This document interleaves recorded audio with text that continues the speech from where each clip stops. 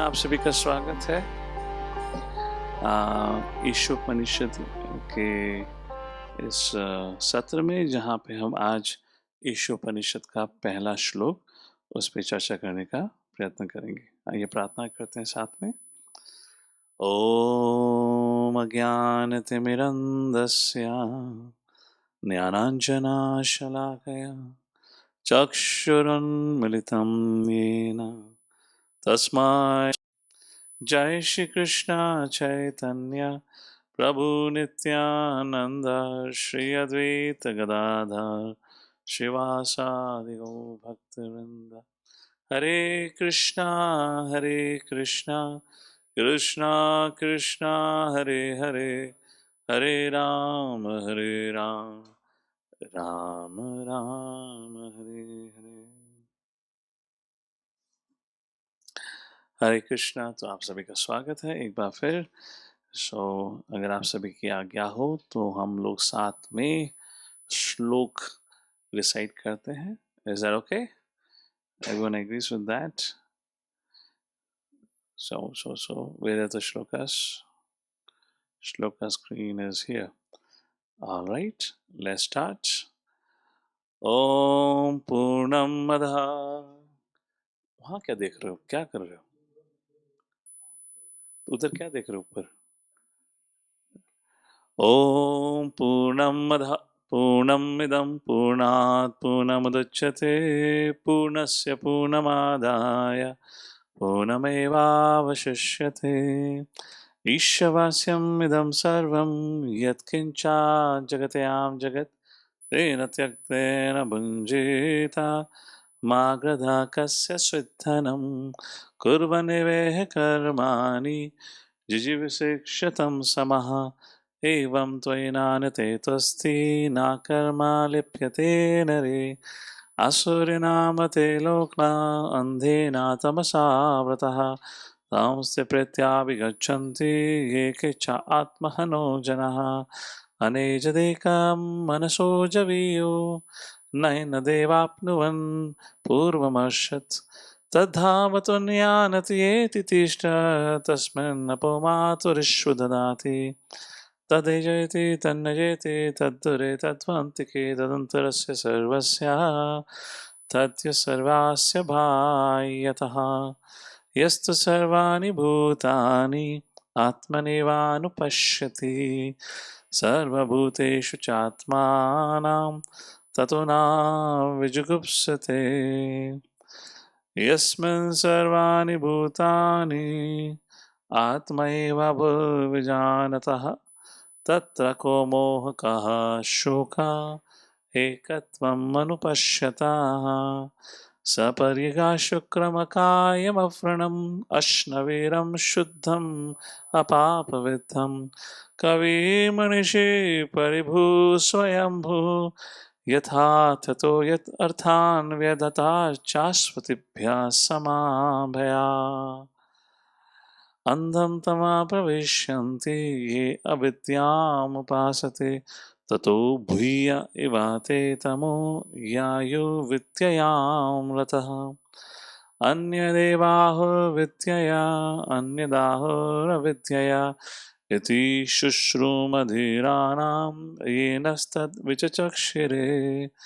विद्यां च यस्तद्वेदो भयं सः अविद्यया मृत्युं तीत्वा विद्यामृतम् अश्नुते। अंधं तमा प्रविश्यन्ति ये असम्भूतिम् उपासते ततो भूया इवाते तमो यायुः सम्भूत्यामृतः। अन्यदेवाहुः सम्भवात् अन्यदाहुरसम्भवात् इति शुश्रूमधीराणां येनस्तद्विचक्षिरे।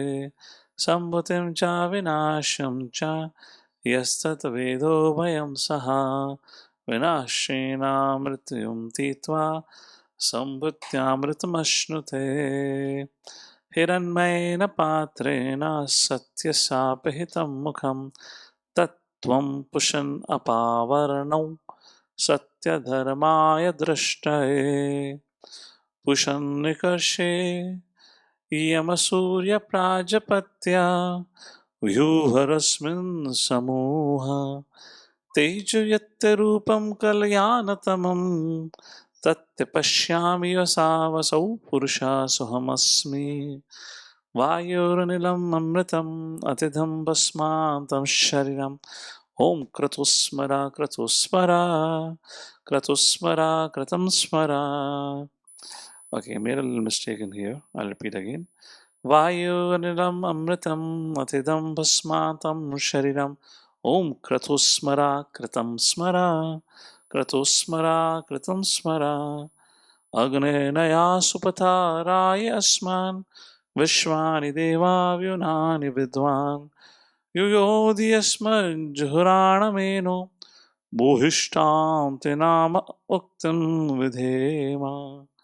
हरे कृष्णा कृष्णा कृष्णा हरे हरे हरे राम राम राम हरे हरे. हरे कृष्णा. सो आइए शुरुआत करते हैं मंत्रा नंबर 1, टेक्स्ट नंबर 1. वो करने से पहले just want to have a brief interaction. किसी को कुछ याद है इन्वोकेशन में क्या चर्चा की गई थी? एनीवन रिमेंबर्स इन्वोकेशन में क्या बात हुई थी? लगता है हमारी ऑडियंस को हिंदी भाषा ज़्यादा पसंद नहीं है, ऐसा हम इंग्लिश में सुनना चाहते हैं. ऑडियंस कम हो गई है अपनी. I want to hear English. Alright, anyone? What was the discussion? Yes, Mother Chintamani. Hare Krishna Prabhuji, Dandavat Pranam.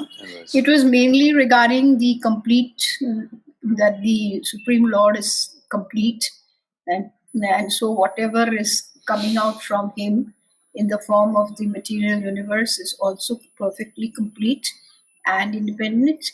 And even though so many universes come out of him, he remains the complete whole. Okay. What else? Pretty good.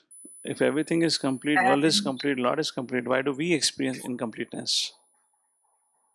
That is because we are not connected to the Lord.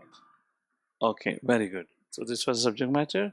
How to resolve this problem? Take to Bhakti Yoga. There was proper solution. तो भक्तों के जीवन में फिर what was a lesson from this for devotees? हरे कृष्णा. भक्तों के जीवन के संबंध में हमने क्या शिक्षा पे बात करी थी? What was the lesson? इस शांति का एहसास तो लंबी उम्र की तपस्या करने के बाद ज्ञानियों और योगियों को भी नहीं होती होगी, जो मैं तुरंत साक्षात्कार हो गया है एक छोटे से प्रश्न पूछने के बाद. इतना सन्नाटा, इतनी खामोशी. हरे कृष्णा प्रभु. Yes mother Shivani.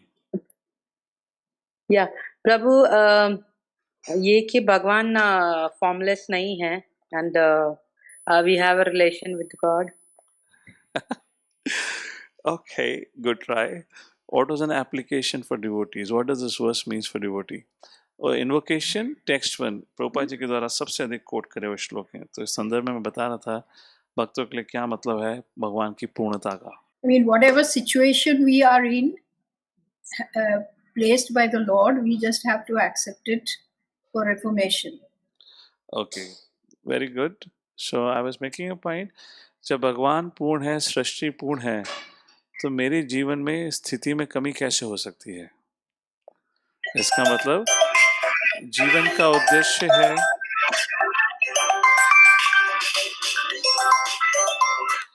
तो भौतिक दुनिया का उद्देश्य है रिफॉर्मेशन, करेक्शन, प्यूरिफिकेशन, ना कि एंजॉयमेंट. तो जब दुनिया सक्षम है, भगवान सक्षम है, तो जब हमारे जीवन में परिस्थितियाँ आती हैं, वह परिस्थितियाँ हमें सिखाने के लिए भी सक्षम हैं. तो उस स्थिति में हमें भगवान पर श्रद्धा नहीं खोनी चाहिए, भक्तों पर श्रद्धा नहीं खोनी चाहिए, और ये प्रश्न नहीं उठाना चाहिए मेरे संगी ऐसा क्यों.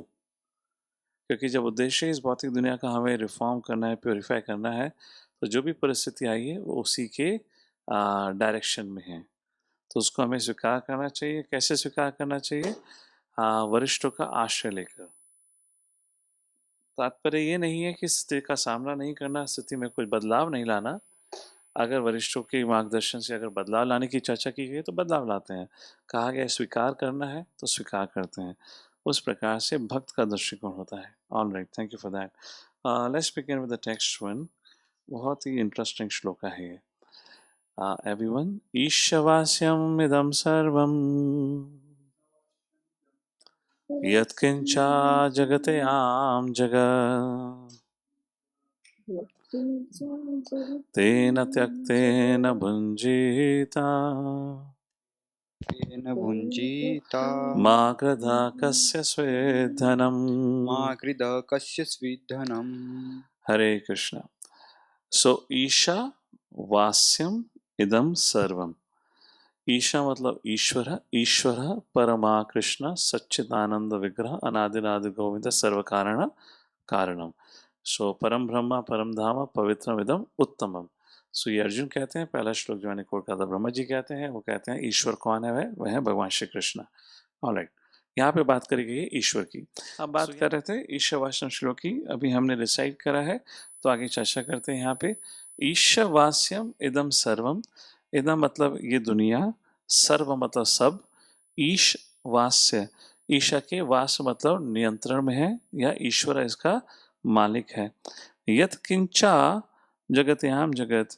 आपको जो भी इस दुनिया में दिखाई देता है, यत किंचा जगत्याम जगत, एनिमेट इनएनिमेट मतलब जिसमें जीवन है जीवन भी नहीं है, चलता है नहीं चलता है, सब वह भगवान के नियंत्रण में है. भोग ऐश्वर्य no no what is that, भोक्ताराम यग तपसाम सर्वलोका महा ईश्वरम. तो भगवान स्वयं कहते हैं भगवदगीता के 5वें अध्याय में महा ईश्वर हूँ सर्वलोका. उसी चीज की ईश्वर की यहाँ बात की गई है. इसमें दो कॉन्सेप्ट चर्चा किए गए हैं. पहला कॉन्सेप्ट है ईश्वर है और ईश्वर सबके मालिक हैं. दूसरा है ये जानते हुए कि मालिक ईश्वर है तो अब हमारे अंदर विरक्ति का भाव आना चाहिए. We should be detached. हमारे अंदर अब आसक्ति नहीं होनी चाहिए. कहने का मतलब तेन त्यक्तेन भुंजिता. उस ईश्वर के द्वारा आपके लिए आपका कोटा निर्धारित कर दिया गया है. माँ ग्रदहा, माँ में तो नॉट, ग्रदहा कस्य स्विद्धनम. आप दूसरों की प्रॉपर्टी और रिसोर्सेज पे नजर मत डालें, उसको हड़पने का प्रयत्न ना करें. आपका कोटा भगवान के द्वारा निर्धारित किया गया, आप उसी को स्वीकारें और उसमें संतुष्ट रहें. ऑलराइट, आइए ट्रांसलेशन पढ़ते हैं हिंदी में. पढ़िए. इस ब्रह्मांड के भीतर की प्रत्येक जड़ अथवा चेतन वस्तु भगवान द्वारा नियंत्रित है और उन्हीं की संपत्ति है. अतएव मनुष्य को चाहिए कि अपने लिए केवल उन्हीं वस्तुओं को स्वीकार करे जो उसके लिए आवश्यक है और जो उसके भाग के रूप में नियत कर दी गई हैं. मनुष्य को यह भलीभांति जानते हुए कि अन्य वस्तुएं किसकी है, उन्हें स्वीकार नहीं करना चाहिए. ऑलराइट, आइए अब इस पर चर्चा शुरू करते हैं. Let me see my presentation. So थोड़ा बैकग्राउंड इसका हम देख लेते हैं. हम इन्वोकेशन पर बात कर ही चुके हैं, कंप्लीटनेस पर्सनालिटी. ईशोपनिषद का ये मैंने सिर्फ एक श्लोक का क्या क्या सेक्शंस हैं उस पर चर्चा करी है. पहले जो 3 श्लोक हैं, पहले से लेकर तीसरे श्लोक तक, वो ईशावास्य प्रिंसिपल के बारे में बात करते हैं. जो उसका पालन करते हैं उसको क्या फल मिलता है, जो उसका पालन नहीं करते, अनादर करते हैं, उनको क्या गति प्राप्त होती है, वह तीसरे श्लोक में चर्चा की गई है. वह ईश्वर कौन है उसका उल्लेख आता है 4 से 8वें में. कैसे वो इनकंसीवेबल है, उसको समझना आसान नहीं है, इनफैक्ट नामुमकिन है. साथ ही साथ वो फॉर्मलेस भी है, फॉर्म भी है. उस प्रकार से बात की है. 9 से 14 9 to 14 श्लोक का फिर बात होती है विद्या और अविद्या. विद्या क्या है और अविद्या क्या है, उसका फल क्या होता है, उसकी चर्चा की गई है. और उसके बाद आपका 15 से 18वें श्लोक में चर्चा आती है जहाँ भक्त के द्वारा ईश्वर को प्रार्थना करी गई है. तो आइए बात करते हैं ईशोपनिषद पहला श्लोक. उसका हम उच्चारण कर चुके हैं. ईशवास्यमिदं सर्वम यत्किंच जगत्याम जगत् तेन त्यक्तेन भुञ्जीता मा ग्रधा कस्य स्विद्धनम. इस प्रकार से. सो इन्वोकेशन में बताया गया है कि भगवान पूर्ण है और सब कुछ भगवान के अधीन है या भगवान सबके मालिक हैं. उसी प्रकार से जैसे भगवान पूर्ण है, सृष्टि पूर्ण है, तो जीवात्मा भी अपने में पूर्ण है. तो अब टेक्स्ट में बताया गया है कि कैसे मनुष्य अपनी उस पूर्णता का एहसास कर सकता है. और पूर्णता का एहसास तभी होगा, जैसे प्रभुपाद जी उदाहरण देते हैं, हमने पिछले सत्र में चर्चा करी थी. इस हाथ का उपयोग तब तक है जब ये हाथ शरीर की सेवा करने में लगा, पर जब ये हाथ शरीर से टूट जाए, अलग हो जाए, इस हाथ का कोई महत्व नहीं है। तो अब इस श्लोक में बताया जाएगा कि कैसे व्यक्ति अपनी कंप्लीटनेस को समझ सकता है। ऑलराइट, सो ठीक है, presentation can be taken off. Will come back to presentation short while. तो ईशोपनिषद पे अलग अलग आचार्यों ने टिप्पणी दी है। वेदांत दायिका, माधवाचार्य, बलदेव विद्याभूषण, भक्तिविनोद ठाकुर। मैं आपको कुछ उनके कहे हुए शब्दों के बारे में बताकर फिर हम इस श्लोक में प्रभुपाद जी के तात्पर्य को पढ़ेंगे। सबसे पहला प्रश्न बनता है, ये जो उपनिषद है, ईशोपनिषद है, इसको कहा जाता है श्रुति शास्त्र। श्रुति मीन्स इसको सुनकर, इसको सुना गया है। And this are the words of the lord revealed to a pure-hearted devotee or a sadhaka or a yogi, and that person have spoken it. This is called as Shruti Shastra. तो सबसे पहला प्रश्न बनता है, तो ये this was spoken to somebody, तो कौन था जिसने इसका उच्चारण किया और कौन था जिसने इसका श्रवण किया?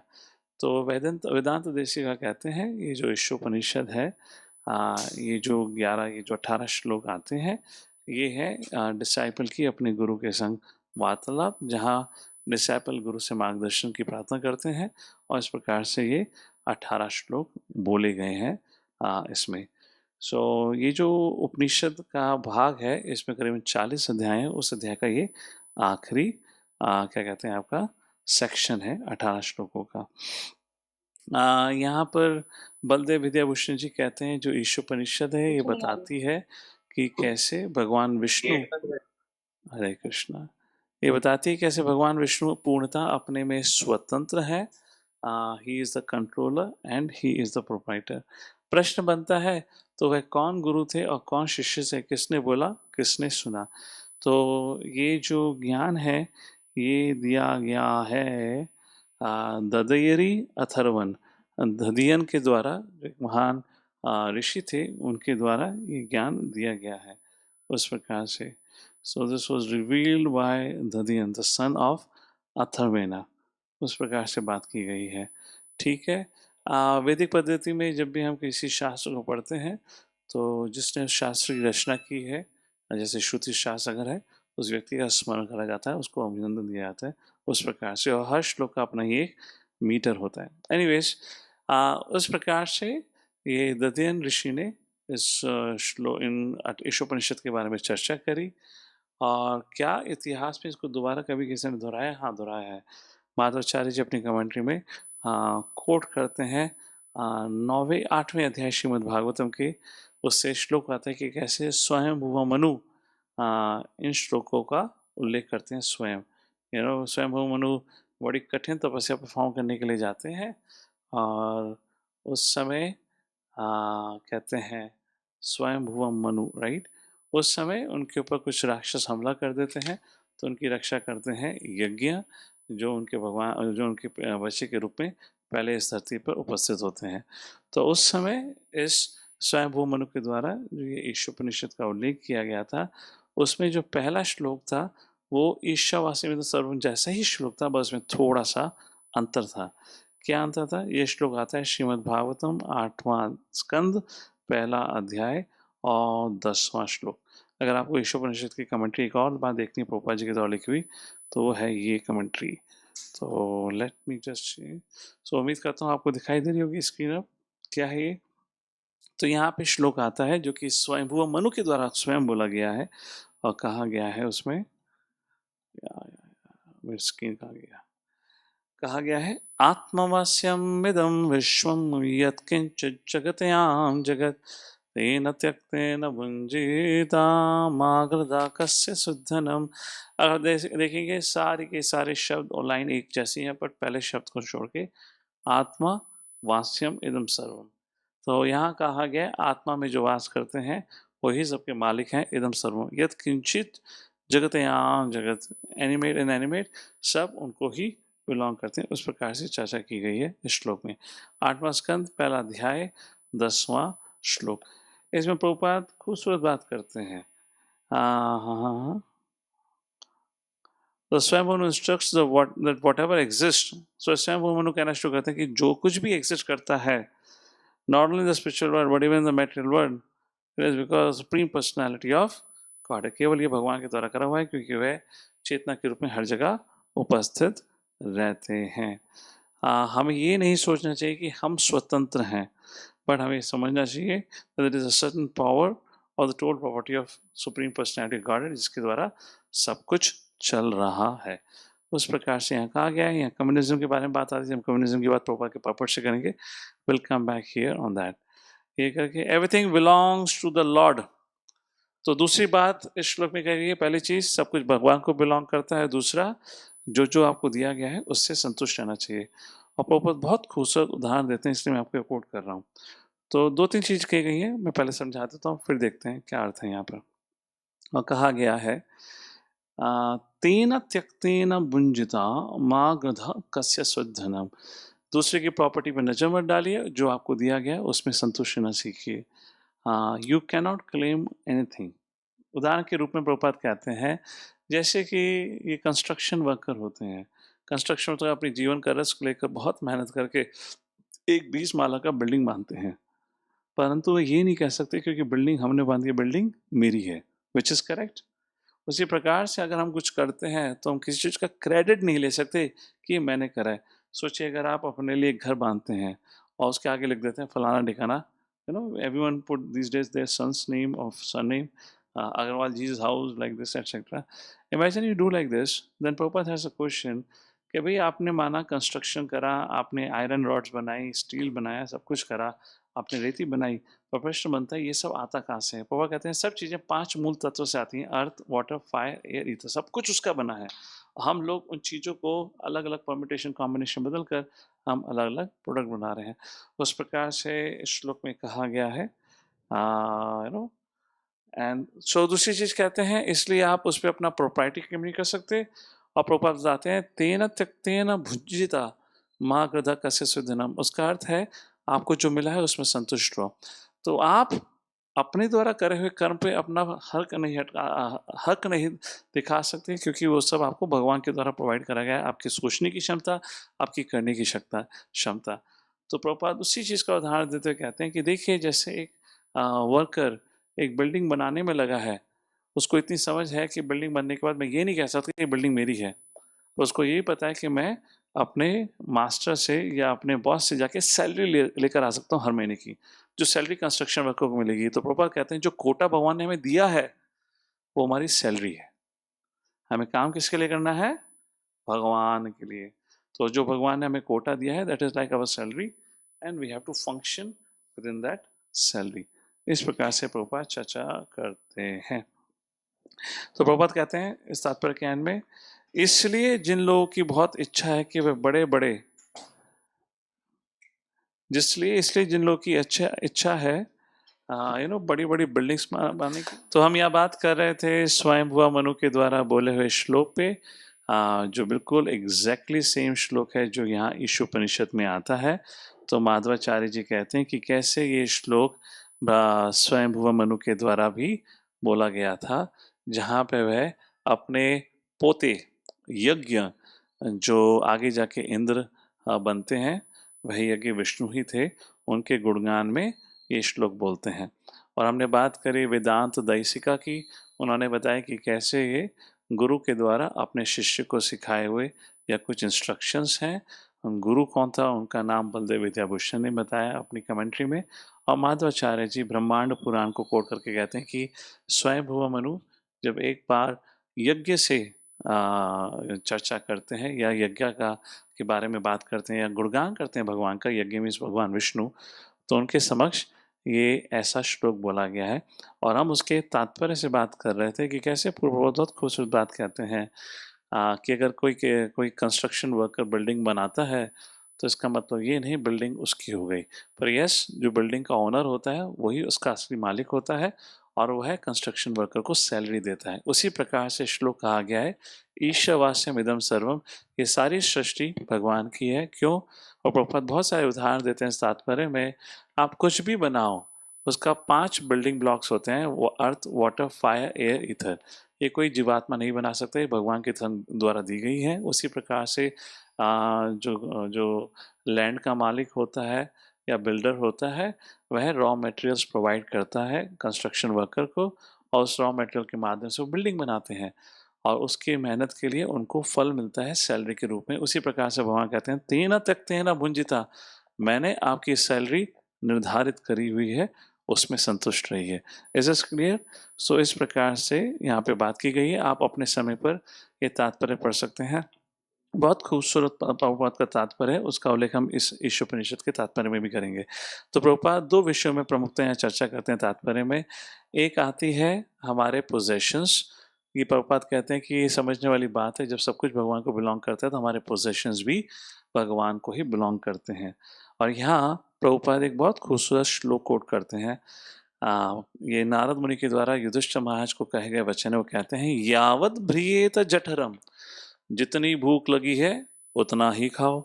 तावत सवत्वम ही देहि नाम, तो उतना आपके लिए खाना अलाउड है जितनी भूख लगी है। अधिकम यो अभिमन्येता, परंतु अगर आप अधिक खाते हो, सास्तेनो दंडम अरति, स्तेनो मतलब चोर या चोरी, आपको चोरी के इल्जाम में दंडम अरति, आपको दंड मिलेगा।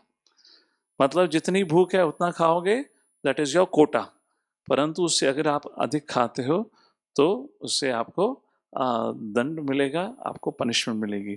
तो प्रभुपाद यहाँ बताते हैं कैसे आहार, निद्रा, भया, मैथुनम, इस सब का अपना कोटा निर्धारित है हर व्यक्ति के लिए। उसको उस कोटे में ही अपना जीवन व्यतीत करना चाहिए। उसका जो पोजेशन है उसको समझना चाहिए, वह इसका नहीं, ये भगवान का है, और उसी अनुसार उसका उपयोग करना चाहिए। कर्म को लेकर भी इस प्रकार से प्रभुपाद अलग अलग चीज़ें बात करते हैं, बहुत खूबसूरत चीज़ें। अंत में कहते हैं अगर मनुष्य भगवान की प्रॉपर्टी को जबरदस्ती अपनी प्रॉपर्टी बनाने का प्रयत्न करेगा तो वह निश्चित रूप से चोर कहलाएगा, और चोर होने के नाते उसको दंड निश्चित ही मिलेगा। किससे मिलेगा? प्रकृति के माध्यम से उसको दंड मिलेगा। इस प्रकार से तात्पर्य में बात की गई है। वेरी वेरी इंपॉर्टेंट श्लोक है। ऑलराइट, सो ये थोड़ा इंट्रोडक्शन था इस विषय का। अब हम आगे का पढ़ पढ़ते हैं प्रभुपाद जी के ईशोपनिषद का। वंस अगेन ये जो श्लोक है इसमें दो प्रमुख बातें की गई हैं। भगवान सबके मालिक हैं, ये जानते हुए कि सब कुछ भगवान को बिलोंग करता है, तो व्यक्ति को बेवजह भौतिक चीज़ों से आसक्त होने की आवश्यकता नहीं है, क्योंकि वह सब भी भगवान का ही है। और हमें जो मिलता है उसको कैसे स्वीकारना चाहिए? जैसे कंस्ट्रक्शन वर्कर बिल्डिंग तो स्वयं बांधता है, पर मालिकाना हक किसका होता है? बिल्डर का। और बिल्डर उसको उसकी मेहनत के लिए उसको सैलरी देता है। उसी प्रकार से तेन त्यक्तेन भुंजिता, हमें भी अपने पालन पोषण के लिए भगवान की तरफ से जो प्रदान होता है उसको स्वीकारना चाहिए, अधिक इकट्ठा नहीं करना चाहिए, और हम जो भी करें भगवान की सेवा हेतु करें। उस प्रकार से श्लोक में चर्चा की गई है। हरे कृष्ण। आइए अब हम इसमें तात्पर्य पढ़ते हैं। बहुत इंटरेस्टिंग बातें प्रभुपाद लिखते हैं। एक बात आती है कम्युनिज्म की। प्रभुपाद जी ये 8वां स्कंद जो है श्रीमद् भागवतम, उसमें भी चर्चा करते हैं कम्युनिज्म। कम्युनिज्म क्या है? जो कम्युनिटी को बिलोंग करता है, सब कुछ सबका है। प्रभुपाद कहते हैं नो, सब कुछ सबका हो ही नहीं सकता, क्योंकि सब कुछ सिर्फ एक का है, ईश्वर का। इसको कहते हैं spiritual communism. Spiritual communism means yes, everything belongs to the lord. हाँ, क्योंकि हम उनके अंश हैं तो हमारा उसी के अनुसार उस पर उतना हक बना। Hare Krishna. Screen is frozen. क्या चल रहा है? Okay, it got frozen here. ठीक है। Okay, so start reading a purport. अब उस पर्पट में प्रभुपाद, तो हम पर्पट को जब पढ़ेंगे तो कृपा करके हर पैराग्राफ का हम एक टाइटल देंगे। क्यों? क्योंकि पर्पट्स बड़े हैं। पता लगा आप दूसरे तीसरे पैराग्राफ तक पहुंचे, आप यही भूल गए कौन सी किताब पढ़ रहे हैं, श्लोक तो छोड़ो। तो इसलिए कृपा करके टाइटल करके चलेंगे। Let me just see my presentation if it is there. हम उसमें क्या चर्चा कर रहे हैं प्रेजेंटेशन में, वही है, हमने टाइटल्स ही दिए हैं। ठीक है, सो आइए प्लीज रीड। अगर ऑनलाइन किसी के पास हिंदी की किताब हो तो बता सकते हैं, वो भी पढ़ सकते हैं। अदरवाइज रितेश गो हेड। First paragraph, purpose. वैदिक ज्ञान अमोघ है, क्योंकि यह साक्षात भगवान से प्रारंभ होने वाली गुरु शिष्य की पूर्ण परंपरा से होकर आगे चलता आता है। चूंकि वैदिक ज्ञान का पहला शब्द भगवान द्वारा उच्चारित होता हुआ था, अतः इस ज्ञान का स्रोत दिव्य है। भगवान द्वारा उच्चारित शब्द अपौरुषेय कहलाते हैं, जो इस बात का संकेत है कि ये शब्द किसी भौतिक पुरुष द्वारा नहीं कहे गए हैं। भौतिक संसार में रहने वाले जीव में 4 दोष होते हैं। पहला, वह निश्चित रूप से त्रुटि करता है। दूसरा, वह मोहग्रस्त होने का पात्र होता है। तीसरा, उसमें दूसरों को धोखा देने की प्रवृत्ति होती है। तथा चौथा, उसकी इंद्रियां अपूर्ण है। इन 4 अपूर्णताओं से युक्त कोई भी मनुष्य पूर्ण ज्ञान नहीं प्रदान नहीं कर सकता। वेद ऐसे अपूर्ण प्राणी द्वारा तैयार नहीं किए गए हैं। वैदिक ज्ञान सर्वप्रथम भगवान द्वारा प्रथम सृजित जीव ब्रह्मा के हृदय में प्रदान किया गया और ब्रह्मा ने इस ज्ञान को आगे अपने पुत्रों तथा शिष्यों में प्रसारित किया, जो इस ज्ञान को अनादिकाल से हस्तांतरित करते चले आ रहे हैं। हरे कृष्णा। आज हमारे सुबह के भागवतम क्लास में आज के प्रवक्ता रसिक रमन प्रभु बहुत इंटरेस्टिंग बात कह रहे थे। मतलब I just click for me in this way for the first time. वो कह रहे थे, देखिए जब आप मार्केट जाते हैं तो आप कैसा प्रोडक्ट खरीदना चाहते हैं। सोचिए अगर आप स्मार्टफोन लेने गए हैं तो आप बिल्कुल नया नीट एंड क्लीन स्मार्टफोन खरीदेंगे या टूटा फूटा स्मार्टफोन खरीदेंगे। you'll buy बिल्कुल फ्लॉलेस, isn't it? परंतु देखिए भगवान कैसे फ्लॉड प्रोडक्ट को स्वीकारते हैं, इसमें एक कमी नहीं, 4 कमियां हैं। Tendency to make mistakes, to be illusion, धोखा देना, धोखा खाना। और भगवान हमारे से सेवा स्वीकार भी रहे हैं। और ये 4 डिफेक्ट का बना हुआ प्राणी अपने आप को इतना महान समझता है, सोचता है मुझे क्या लेना देना भगवान से। हम रिश्ते में सबके बाप लगते हैं, नाम है शहंशाह। जिसको ये मूवी डायलॉग याद है अगर, लाइक दैट सो वो अहम के भाव में ऐसा खोया हुआ है। इतनी कमियां होने के कारण बावजूद वो सोचता है अपने आप को परफेक्ट, और भगवान में वो दोष निकालता है। तो उस प्रकार से बात की गई है। दूसरी बात यहाँ की गई है कि कैसे ये जो भगवान के द्वारा जो ज्ञान दिया गया है, वैदिक ज्ञान, ये आपुरुषेय है, पुरुष के द्वारा नहीं दिया गया है। जो 4 गुणों से भरे हुए हैं, ये आपुरुषेय है, ट्रांसेंडेंटल है भगवान के द्वारा, और ये 4 प्रकार के डिफेक्ट से पूर्णतः मुक्त है। इसलिए वैदिक शास्त्रों में जो भी चीज कही गई है वो हमेशा हर समय के लिए सत्य है। ऐसा नहीं समय के संग वो बदल जाता है। So that is the first part. यहाँ पे हम देखा जाए तो वैदिक नॉलेज का एक प्रकार से गुणगान चल रहा है कि कैसे वैदिक नॉलेज परफेक्ट है और जो मनुष्य के द्वारा बनाया जाता है वह इम्परफेक्ट होता है। इसी संदर्भ में अगले पैराग्राफ में भी इसी चीज पे चर्चा होती है। आगे पढ़िए। चूंकि भगवान पूर्णम सब प्रकार से पूर्ण है, अतएव उन पर भौतिक प्रकृति के नियम लागू होने की कोई संभावना नहीं है, क्योंकि नियम उनके नियंत्रण में रहते हैं। लेकिन जीव तथा जड़ पदार्थ दोनों प्रकृति के नियमों द्वारा तथा अंततः भगवान की शक्ति द्वारा नियंत्रित होते हैं। यह ईशोपनिषद यजुर्वेद का अंश है। फलस्वरूप इसमें इस ब्रह्मांड में स्थित समस्त वस्तुओं के स्वामित्व के विषय में जानकारी मिलती है। All right. तो यहाँ पर वेदांत देशिका जी लिखते हैं कि जब ईशोपनिषद के ऊपर चर्चा करनी शुरू करी, या जो ऋषि थे उन्होंने अपने शिष्य जो कि उनके पुत्र ही थे उनको ये इस विषय के बारे में या इस विषय या इस प्रकार से उन्होंने बोलना शुरू करा ये श्लोक। तो उन्होंने सबसे पहले ईशावास्यम के बारे में क्यों बताया। व्हाई द फर्स्ट श्लोक हैज टू बी ईशावास्यम। ये तो कोई आखिरी का भी श्लोक, बीच का श्लोक भी हो सकता था।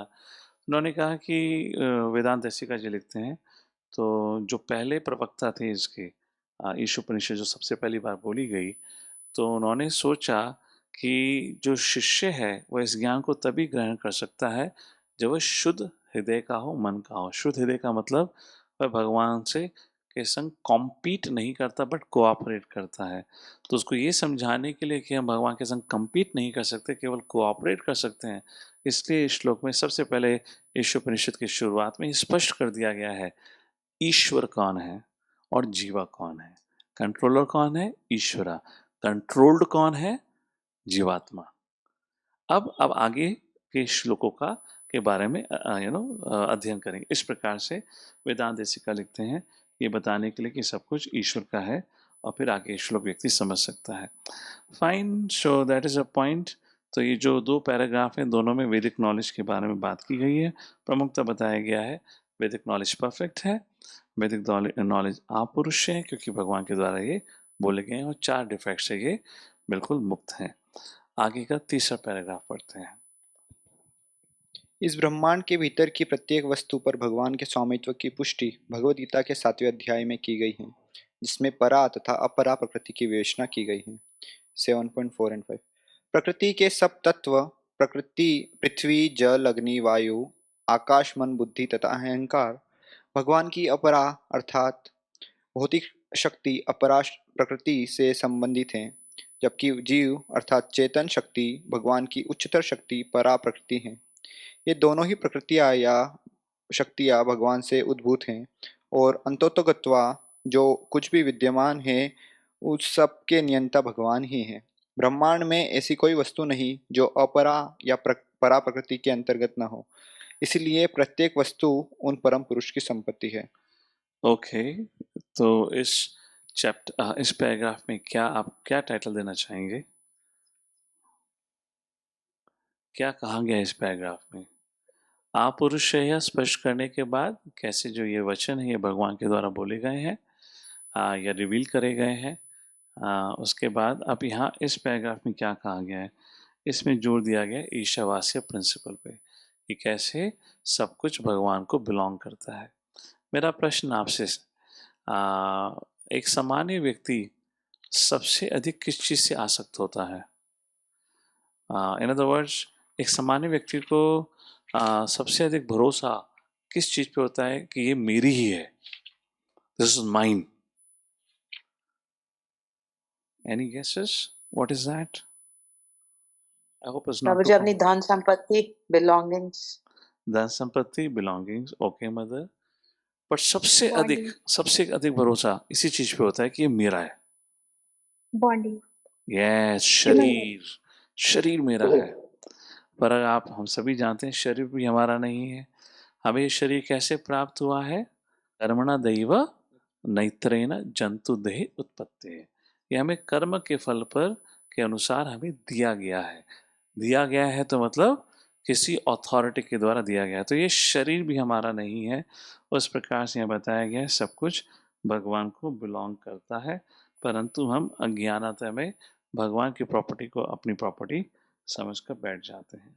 ठीक है, so everything belongs to Krishna और द लॉर्ड, ईशावास्य प्रिंसिपल, इस चीज़ की बात की गई है। और कहा गया है परा अपरा सब कुछ भगवान का है। भगवद गीता 7 में जाए 4वां 5वां श्लोक, भूमिराप नलो वायु कमन बुद्धिरेवचा। अगला श्लोक है अपरयामितस्तु अन्याम जीव भूताम something like that. What is that? प्रकृतिम विधि में पराम, या अपरयामितस्तु अन्याम प्रकृतिम विधि में पराम जीव भूता महाभाव येदम धार्यते जगत। उस प्रकार से कहा गया है परा अपरा दोनों मेरी शक्ति है, सब कुछ भगवान को बिलोंग करता है, एवरीथिंग इज ऑफ लॉर्ड। तो मेरा प्रश्न आपसे ये है, अभी हम चर्चा करेंगे आगे, but you can start thinking, अगर सब कुछ भगवान को बिलोंग करता है तो हमें भगवान के द्वारा हमें जो प्रदान की गई चीज़ें उसका उपयोग कैसे करना चाहिए। तो मेरा आपसे प्रश्न है, जो खाना आप खाते हैं अब उसका आपको कैसे प्रयोग करना चाहिए, क्योंकि सब कुछ तो भगवान के द्वारा दिया गया है, तो खाना भी भगवान के द्वारा दिया गया है, तो उसका सही उपयोग कैसे होगा? Any thoughts?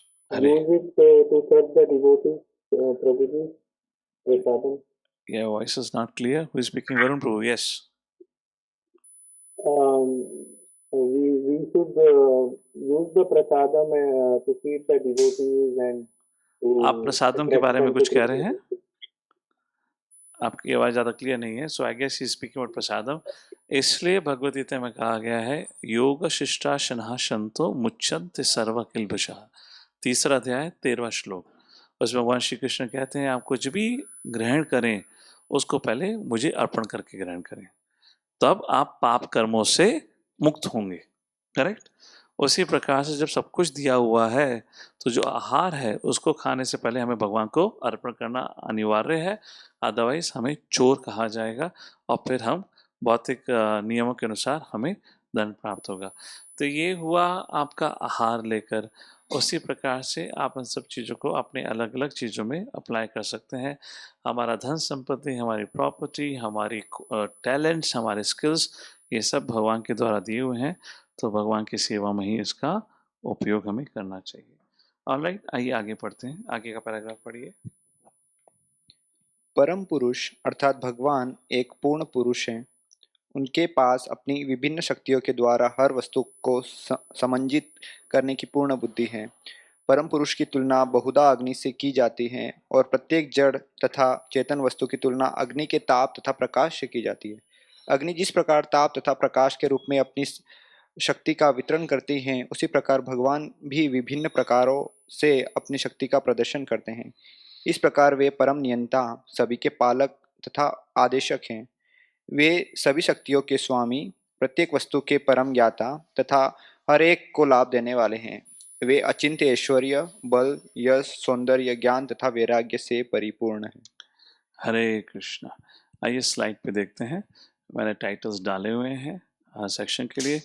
तो पहले और दूसरे पैराग्राफ का टाइटल हो सकता है जो वैदिक नॉलेज है वो अपने पूर्ण है, सक्षम है और हर प्रकार की कमियों से वह ऊपर है। उसके बाद तो पहले दो पैराग्राफ में प्रॉपर शब्द प्रमाण पर जोर देते हैं और फिर तीसरे चौथे पैराग्राफ में चर्चा की गई है ईशावास्य प्रिंसिपल, ये कैसे सब कुछ भगवान का है, परा अपरा शक्ति। प्रॉपर उदाहरण देके बताते हैं कैसे एवरीथिंग इज ऑफ लॉर्ड करके लाइक दिस। हमें तो सही रिनंसिएशन क्या होता है ये समझना कि हमें अपनी इंद्रियों के लिए कुछ भोग नहीं करना, पर भगवान के लिए हमें सबको सेवा में लगाना। That's right meaning of renunciation, जो भगवद गीता के 18वें अध्याय में भगवान स्पष्ट करते हैं आखिरी बार। ओके, सो अभी तक बात हुई है कैसे वैदिक शास्त्र 4 कमियों से ऊपर हैं, फ्लॉलेस हैं, फॉल्टलेस हैं, और दूसरी बात हुई है ईशावास्य प्रिंसिपल की। अब बात आएगी भुंजिता, जो आपका कोटा है उसी में खुश रहने का है। इसका मतलब क्या है? आगे के पैराग्राफ पढ़िए। अतएव मनुष्य को इतना बुद्धिमान तो होना ही चाहिए कि वह यह जान ले कि भगवान के अतिरिक्त अन्य कोई किसी वस्तु का स्वामी नहीं है। मनुष्य को केवल वे ही वस्तुएं स्वीकार करनी चाहिए जो भगवान ने उनके लिए नियत कर दी हैं। उदाहरणार्थ, गाय दूध देती है किंतु वह उस दूध को नहीं पीती, वह घास तथा भूसा खाती है और उसका दूध मनुष्य को भोजन कहलाता है। ऐसी है व्यवस्था भगवान की। अतः हमें उन्हीं वस्तुओं से संतुष्ट रहना चाहिए जिन्हें उन्होंने हमारे लिए नियत कर दिया है, और हमें सदैव स्मरण रखना चाहिए कि हमारे पास जो वस्तुएं हैं वे वास्तव में किसकी हैं। परफेक्ट। तो मनुष्य का कोटा क्या है? अगर हम आहार की बात करें तो व्हाट इज अवर कोटा? पत्रम पुष्पम फलम तोयम यो मे भक्त प्रयच्छति। वेजिटेरियन डाइट, और वो भी कैसे वेजिटेरियन डाइट? यज्ञ शिष्टाशनः शंतो मुच्यन्ते सर्व किल्बिषः। तो जो हमारा आहार है वो भगवान को अर्पण करके, अगर हम ऐसा नहीं करेंगे, if you don't accept what is given to us and we try to accept someone else's property or item, हमें चोर कहा जाएगा और उसके लिए हमें नियमों के द्वारा दंड मिलेगा। That is a point here. Prabhupada कहते हैं हमें हमेशा समझना चाहिए सब कुछ उसको बिलोंग करता है। तो अब यहाँ पे स्लाइड डेक, यहाँ पे चर्चा हो रही है वंस कोटा इन नेचर।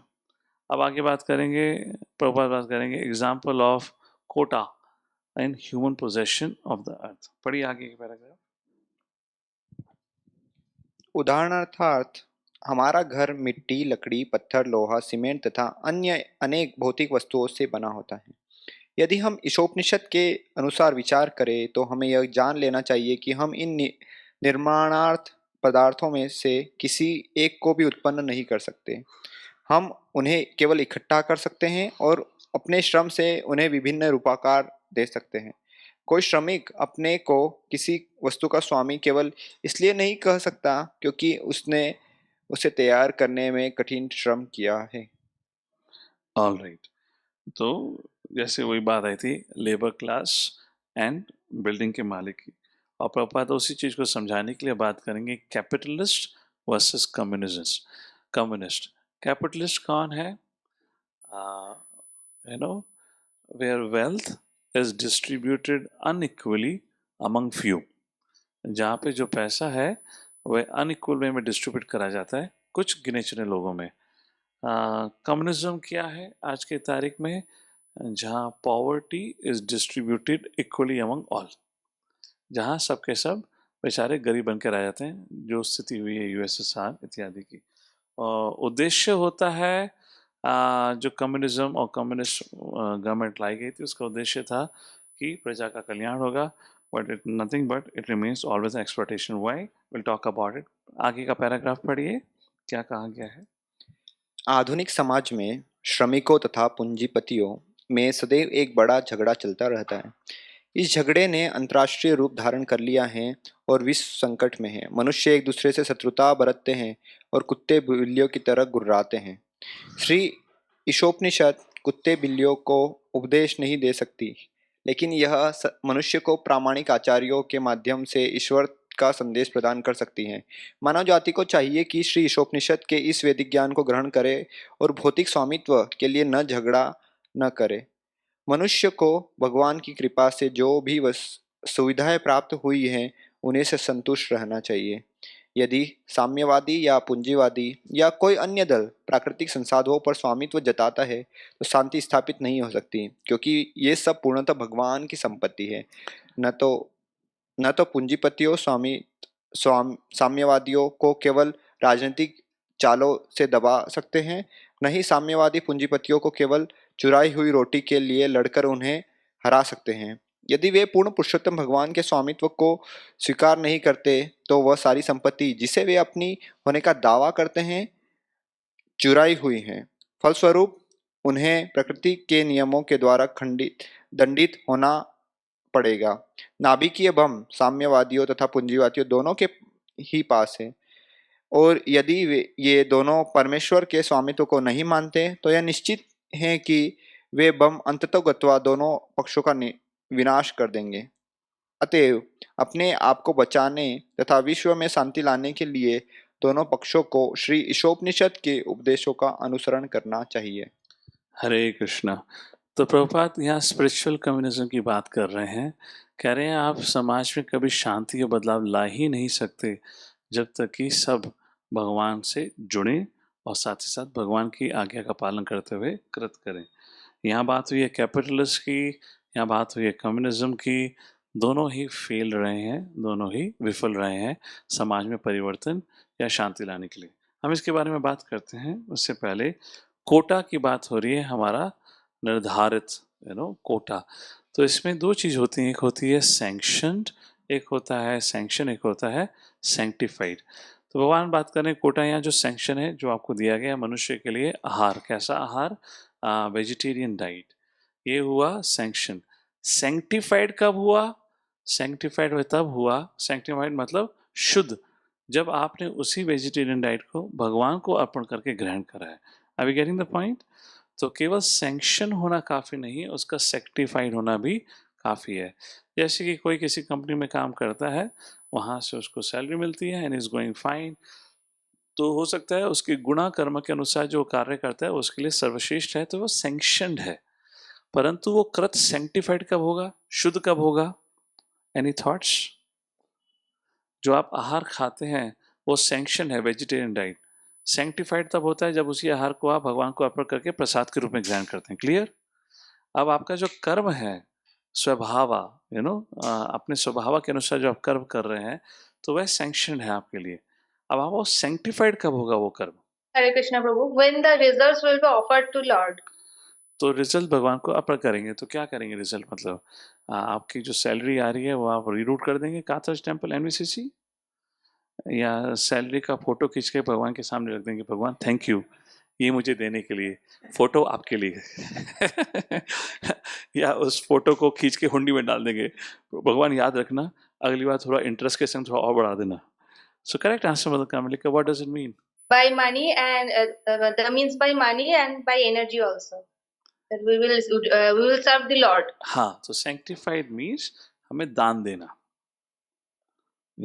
भगवान की सेवा में लगाना। So let me show you different acts. हाँ, सो क्या होता है, स्क्रीन शेयरिंग करिए।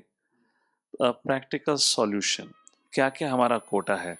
खाना जो है वह है वेजिटेरियन डाइट। ये सैंक्शनड है, और ये सैंक्टिफाइड कब हुआ? जब हमने इसको भगवान को अर्पण किया। Property, not encroach upon others property. जितना व्यक्ति अपनी क्षमता के अनुसार खरीदता है, मिलता है, वो उसके लिए सफिशिएंट है। वेल्थ कैसी? जो सही प्रकार से जिसको कमाया गया है वो सैंक्शन है। और सैंक्टिफाइड कब होता है? वही वेल्थ, वही कर्म हमारा कब सैंक्टिफाइड होता है? जब उसका हम कुछ पोर्शन भगवान की सेवा में लगाने का प्रयत्न करते हैं। घर हमारा, चलिए हमारे लिए घर है, वो सैंक्टिफाइड कब होता है? जब उस घर में प्रतिदिन भगवान की आरती होती है। उसी प्रकार से आपका पत्नी, परिवार इत्यादि, पोस्ट, पोजीशन, उस प्रकार से, जैसे कि भगवद गीता में कितने घंटे सोना है, क्या करना है, उसके बारे में बताया हुआ है, मतलब सैंक्शनड है। आहार निद्रा भय मैथुनम, भगवान कहते हैं युक्त आहार विहारस्य युक्त चेष्टस्य कर्मशु युक्तो स्वप्न बोधस्य योगो भवति साधुका। तो मतलब रेगुलेटेड, ये हमारा सैंक्शनड है। सैंक्टिफाइड कब होगा, शुद्ध कब होगा? जब उस चीज को हम भगवान की सेवा में लगाने का प्रयत्न करें। Alright, this is subject matter on quota. अगर आप सोच रहे हो कि कोटा क्या है, मैं कैसे निर्धारित करूं, वो इस प्रकार से निर्धारित होता है। ऑलराइट, तो ये हमारी बात हुई। अब हम बात करते हैं कैपिटलिज्म और कम्युनिज्म के बारे में जो चर्चा चल रही है। 1 सेकेंड, मेरे कंप्यूटर हैंग हो गया।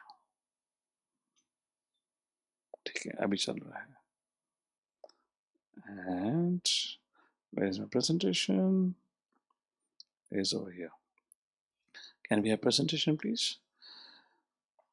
So, practical solution. Do not try to enjoy beyond your quota, but जितना आपको दिया गया है उतना। जैसे कि उदाहरण के रूप में हो सकता है, अगर आप किचन का उदाहरण लें, हो सकता है एक व्यक्ति 10 मिनट के अंदर 5 चपाती बनाता हो, उसका कर्म इतना है, परंतु वो 10 मिनट में 10 चपाती खा जाए। करेंगे, उसकी डाइट है 10 चपाती खाना। वैसे ही सोचिए दूसरा भक्त है, वो 10 मिनट में शायद वो 8 चपाती बना दे, पर वो खाता 2 ही है। तो इस चीज़ को हमें स्वीकारना चाहिए, तुलना करनी चाहिए। जो व्यक्ति कम खाता है पर अधिक चपाती बनाता है, तो उसको दूसरे में दोष निकालना चाहिए, आलसी कहीं के, तो कम चपाती बनाता है, अधिक खाता है। No, not like that. And the classic example is of Bhimsen, क्योंकि भीमसेन की डाइट अधिक थी, इसलिए निर्धारित किया गया था जो भी भोग आएगा, जो भी आहार आएगा, वो शुरुआत में ही 50-50% डिवाइड हो जाएगा। 50% भीमसेन, और बाकी बचे 5 लोग, 4 भाई और एक माँ कुंती, उनके लिए 10-10%। तब भी बेचारे भीमसेन को लगता था अभी तो स्टार्टर ही हुआ है, मेन कोर्स तो आया ही नहीं। But the point is, at least you know that, right? At least you know that they were not fighting. ऐसा नहीं कि भाई आपस में लड़ाई झगड़ा कर रहे थे इत्यादि।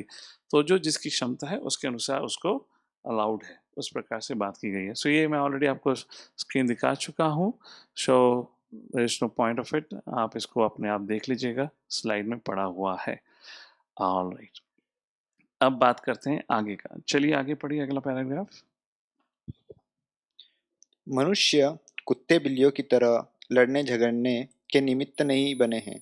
उन्हें इतना बुद्धिमान तो होना ही चाहिए कि वे मानव जीवन की महत्ता तथा उद्देश्य को समझ सकें। वैदिक साहित्य मानव समाज के लिए है, न कि कुत्ते बिल्लियों के लिए। कुत्ते बिल्लियों अपने भोजन के लिए किसी पाप के भागी बने बिना अन्य पशुओं का वध कर सकते हैं, किंतु यदि कोई मनुष्य अपने अनियंत्रित स्वाद ग्रंथियों की तुष्टि के लिए किसी पशु का वध करता है, तो वह प्रकृति के नियमों को तोड़ने के लिए उत्तरदायी होता है। फलस्वरूप उसे दंडित होना पड़ेगा। हाँ, तो वही प्रभुपाद यहाँ कोटा की बात कर रहे हैं अभी। तो मनुष्य के लिए कोटा निर्धारित है, वेजिटेरियन डाइट, पर वो अपने स्वाद के लिए वो जानवर का वध करता है, उसको खाता है, तो दंडनीय है। भौतिक दुनिया के नियमों के अनुसार, लॉ ऑफ कर्मा के द्वारा उसको दंड मिलेगा। So now you understanding why there are laws of karma. कई बार लोग भगवद गीता में प्रश्न उठाते हैं, पढ़ते हैं, अरे भगवान ने हमें भेजा है तो हमें स्वतंत्र रहने दो, नियम बनाने की आवश्यकता क्या है? But the basic point is, ईश्वर ईश्वर है, जीव जीव है, जीव ईश्वर पर हमेशा निर्भर करता है, और सब कुछ इस दुनिया में जो मिला है वो भगवान का है। हम उसका उपयोग करते हैं तो उसका उपयोग हमें भगवान की सेवा में करना चाहिए। परंतु अगर हम भगवान की दी हुई चीज़ों को अपना बना लें, जैसे कि एक व्यक्ति, एक बहुत बड़ा इंडस्ट्रियलिस्ट, सीमेंट कंपनी का मालिक श्रील प्रभुपाद जी से वृंदावन में मिलने आता है और प्रभुपाद जी को एक भक्त उससे इंट्रोड्यूस कराते हैं और उस व्यक्ति का इंट्रोडक्शन देते हुए कहते हैं, प्रभुपाद जी ये इंडिया के सबसे बड़े सीमेंट फैक्ट्री के मालिक हैं। तो प्रभुपाद बोलते हैं, अच्छा सीमेंट फैक्ट्री के मालिक हो? तो बोलते हैं, सीमेंट कहाँ से आता है? और बोलता है, स्वामी जी पर्वत से, पर्वत को हम तोड़ते हैं, उधर से सीमेंट बनाते हैं। तो प्रभुपाद जी ने बोला, पर्वत कहाँ से आता है? बोला, पर्वत कहाँ से आता है? पर्वत भगवान से आता है। तो प्रभुपाद जी बोले, अच्छा सीमेंट भगवान बनाते हैं, सारा इंग्रेडिएंट भगवान ने दिया और सारा प्रॉफिट तुम खाते हो, तुम बहुत बड़े चोर हो। तो घबरा गया, बोला, स्वामी जी आपने एक अच्छी लीगल फैक्ट्री, लीगल मालिक को चोर घोषित कर दिया। नहीं, मैं इतना बड़ा भी चोर नहीं हूँ, मैं हर जन्माष्टमी पर भगवान की सेवा के लिए डोनेशन देता हूँ। पापा जी बोले, ओ रियली, आप छोटे चोर हो, क्योंकि साल में एक बार दान देते हो, बल्कि आपको साल में हर महीने दान देना चाहिए, लाइक दैट। सो उस प्रकार से ओके, लेट्स कंटिन्यू। तो आहार के बारे में बात हुई। और दूसरा, मनुष्यों के जीवन मानक पशुओं पर लागू नहीं किया जा सकता। बाघ न तो चावल या गेहूं खाता है, न गाय का दूध पीता है, क्योंकि उसके लिए पशु मांस के रूप में भोजन का नियत किया गया है। अनेक पशु तथा पक्षियों में से कुछ तो शाकाहारी हैं और अन्य मांसाहारी, लेकिन इनमें से कोई एक भी प्रकृति के नियमों का उल्लंघन नहीं करता, जो कि भगवान की इच्छानुसार बने हैं। पशु पक्षी, सरीसृप तथा अन्य निम्न योनि वाले जीव प्रकृति के नियमों का कड़ाई से पालन करते हैं। अतएव न तो उनके लिए पाप का प्रश्न उठता है, न ही वैदिक उपदेश उनके लिए बने हैं। कंटिन्यू। एकमात्र मानव जीवन ही उत्तरदायित्व का जीवन है।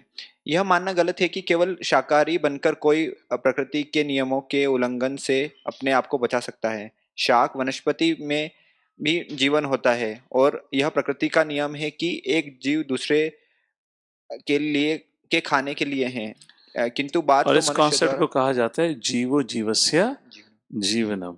तो प्रभुपाद बताने के प्रयत्न कर रहे हैं, हिंसा तो अनअवॉइडेबल है, परंतु हमें कम से कम हिंसा करनी चाहिए। जैसे कि आप अगर नेट जियो की डॉक्यूमेंट्रीज देखेंगे एनिमल लाइफ की, तो you see how one species survives on another species. वह दूसरे स्पीशी को खाकर ही अपना जीवन चलाते हैं। तो ये सृष्टि का नियम ही है। उसी प्रकार से प्रभुपाद कह रहे हैं, जो वेजिटेबल्स होती हैं, वेजिटेरियन डाइट होती है, या जो फल फूल होता है, जिस वृक्ष से आप तोड़ते हैं, वह भी जीवन है। और जब आप तोड़ते हैं तो उसको दुख पहुंचता है, इट्स पेनफुल, मे बी उसका एक्सपीरियंस बहुत कम हो, परंतु हम अपना जीवन दूसरे जीवन के भरोसे चला रहे हैं। तो हिंसा तो हो रही है, परंतु उस हिंसा से बचना है तो हमें वह भगवान को अर्पण करना पड़ेगा। तो उस प्रकार वह सैंक्टिफाइड हो जाता है, शुद्ध हो जाता है, हम पाप कर्मों से बचते हैं। आगे चलिए। किंतु बात तो मनुष्य द्वारा परमेश्वर को मान्यता प्रदान करने की है। अतएव मनुष्य को कट्टर शाकाहारी होने का गर्व नहीं करना चाहिए। पशुओं के पास इतनी विकसित बुद्धि नहीं होती जिससे वे भगवान को पहचान सके, किंतु मनुष्य इतना बुद्धिमान तो होता ही है कि वह वैदिक ग्रंथों से शिक्षा ग्रहण कर सके और उनसे यह जान सके कि प्रकृति के नियम किस तरह कार्य करते हैं और इस तरह ऐसे ज्ञान से लाभ उठा सके। यदि मनुष्य वैदिक ग्रंथों के उपदेशों की उपेक्षा करता है तो उसका जीवन अत्यंत संकटपूर्ण हो जाता है। अतएव मनुष्य को परमेश्वर की सत्ता को पहचानने तथा उनका भक्त बनने की आवश्यकता है। उसे हर वस्तु भगवान की सेवा में अर्पित कर देनी चाहिए और उनको अर्पित किए गए भोजन का बचा हुआ भाग प्रसाद ही ग्रहण करना चाहिए। इससे वह अपने कर्तव्यों का भलीभांति पालन कर सकेगा। भगवद गीता 9.26 में भगवान प्रत्यक्ष रूप से कहते हैं कि वे शुद्ध भक्त के हाथों से शाकाहारी भोजन ग्रहण करते हैं। अतएव मनुष्य को न केवल कट्टर शाकाहारी बनना चाहिए, अपितु उसे भगवत भक्त भी होना चाहिए और सारा भोजन भगवान को अर्पित करना चाहिए। तो एक हुआ सैंक्शनड और एक है सैंक्टिफाइड। तो केवल सैंक्शन ही नहीं, शाकाहारी आहार ही नहीं, हमें उसको सैंक्टिफाइड करना है, शुद्ध करना है भगवान को अर्पण करके। उस प्रकार से हमें कोई दंड नहीं मिलेगा। ओके। तत्पश्चात केवल प्रसाद अथवा भगवान की कृपा ग्रहण करनी चाहिए। केवल वही लोग जो इस तरह के कार्य करते हैं मनुष्य जीवन के कर्तव्यों का भलीभांति पालन कर सकते हैं। जो लोग भगवान को अपना भोजन अर्पित नहीं करते हैं वे वस्तुतः फल पाप खाते हैं और विभिन्न प्रकार के दुख भोगते हैं जो पाप के फल होते हैं। भगवद गीता 3.13। हरे कृष्णा। तो इस श्लोक के माध्यम से हमें बताया गया है, जैसे मैंने कोट करा, बलदेव विद्याभूषण जी कहते हैं, दो चीज़ें बताई गई हैं इस श्लोक में। पहली चीज़, ईश्वर ही इज़ द प्रोप्राइटर, सबके मालिक हैं, और इस तथ्य को समझकर जो दूसरा कॉन्सेप्ट है, तेना त्यक्तेन भुंजिता, अपने कोटे में संतुष्ट रहना, उसके लिए बलदेव विद्याभूषण जी कहते हैं कि जानते हुए कि सब कुछ, यहाँ तक कि मेरा शरीर भी भगवान की ही देन है, earth water fire ether air ether से बना हुआ है, मतलब भगवान की ही ये शक्ति है। तो हमें इससे विरक्त होना चाहिए, ना कि अपनी आसक्ति बनाए रखनी चाहिए भौतिक चीज़ों से। और जो व्यक्ति अपना जीवन का पालन करते हुए भगवान की शक्तियों को ग्रहण करके या उसको अपना बनाने का प्रयत्न करता है भगवान को क्रेडिट दिए बिना, उसको चोर कहा गया है। और चोर के अनुसार उसको फिर दंड मिलता है, किसके द्वारा? भौतिक नियमों के द्वारा। आप इसलिए देखेंगे, it's very strange, may be let me ask this question to all of you, how many of you agree, आजकल जो शहर के लोग हैं वह अधिक से अधिक दुखी, अधिक से अधिक बीमार, उनकी relationship crisis, professional life crisis, अगर देखा जाए एक दृष्टिकोण से पैसा बहुत आ गया है लोगों पर हमेशा दुखी रहते हैं, particularly city dwellers. How many of you agree? Please raise your hand. आप वर्चुअल या वर्टिकल हैंड, दोनों हैंड कुछ भी रेज कर सकते हैं। How many of you agree with that? Now my question to you is why? हाँ, धन संपत्ति से संतुष्टि आनी चाहिए, खुशी आनी थी। वाई? बिकॉज वह हो सकता है लीगली सब कुछ कमा रहे हो, तो laws of this country may not punish them, परंतु वह सब कुछ भगवान का दिया हुआ है, और भगवान का दिया हुआ वो ग्रहण करके, साथ ही साथ भगवान का दिया हुआ ही नहीं, वो दूसरों की प्रॉपर्टी को भी हड़पना चाहते हैं। ऐसी मानसिकता बनाकर रखने वाला व्यक्ति भौतिक दुनिया के नियम के अनुसार एक चोर है। और चोर जो व्यक्ति होता है वो कभी भी शांत मन से नहीं बैठ सकता, वो हमेशा चिंताग्रस्त रहता है, ना जाने कब मुझे पुलिस पकड़ ले।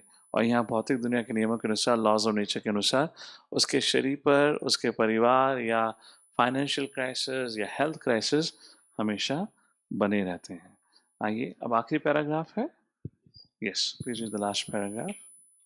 भगवान के स्वामित्व की अवमानना करके प्रकृति के नियमों का जानबूझकर उल्लंघन करना ही पाप की जड़ है। भौतिक प्रकृति के नियमों या भगवान के आदेशों का उल्लंघन करने से मानव का विनाश होता है। इसके विपरीत जो मनुष्य सौम्य है, प्रकृति के नियमों को जानता है और व्यर्थ के इसके विपरीत जो मनुष्य सौम्य है, प्रकृति के नियमों को जानता है और व्यर्थ के राग या द्वेष से प्रभावित नहीं होता, उसे अवश्य ही भगवान अपनाते हैं और वह इस तरह भगवत धाम अर्थात शाश्वत धाम वापस जाने का अधिकारी हो जाता है। हरे कृष्णा। तो अभी मेरा आपसे सरल सा प्रश्न है, ईशावास्यम, सब कुछ भगवान का है, हमें अपने कोटे के अनुसार रहना चाहिए।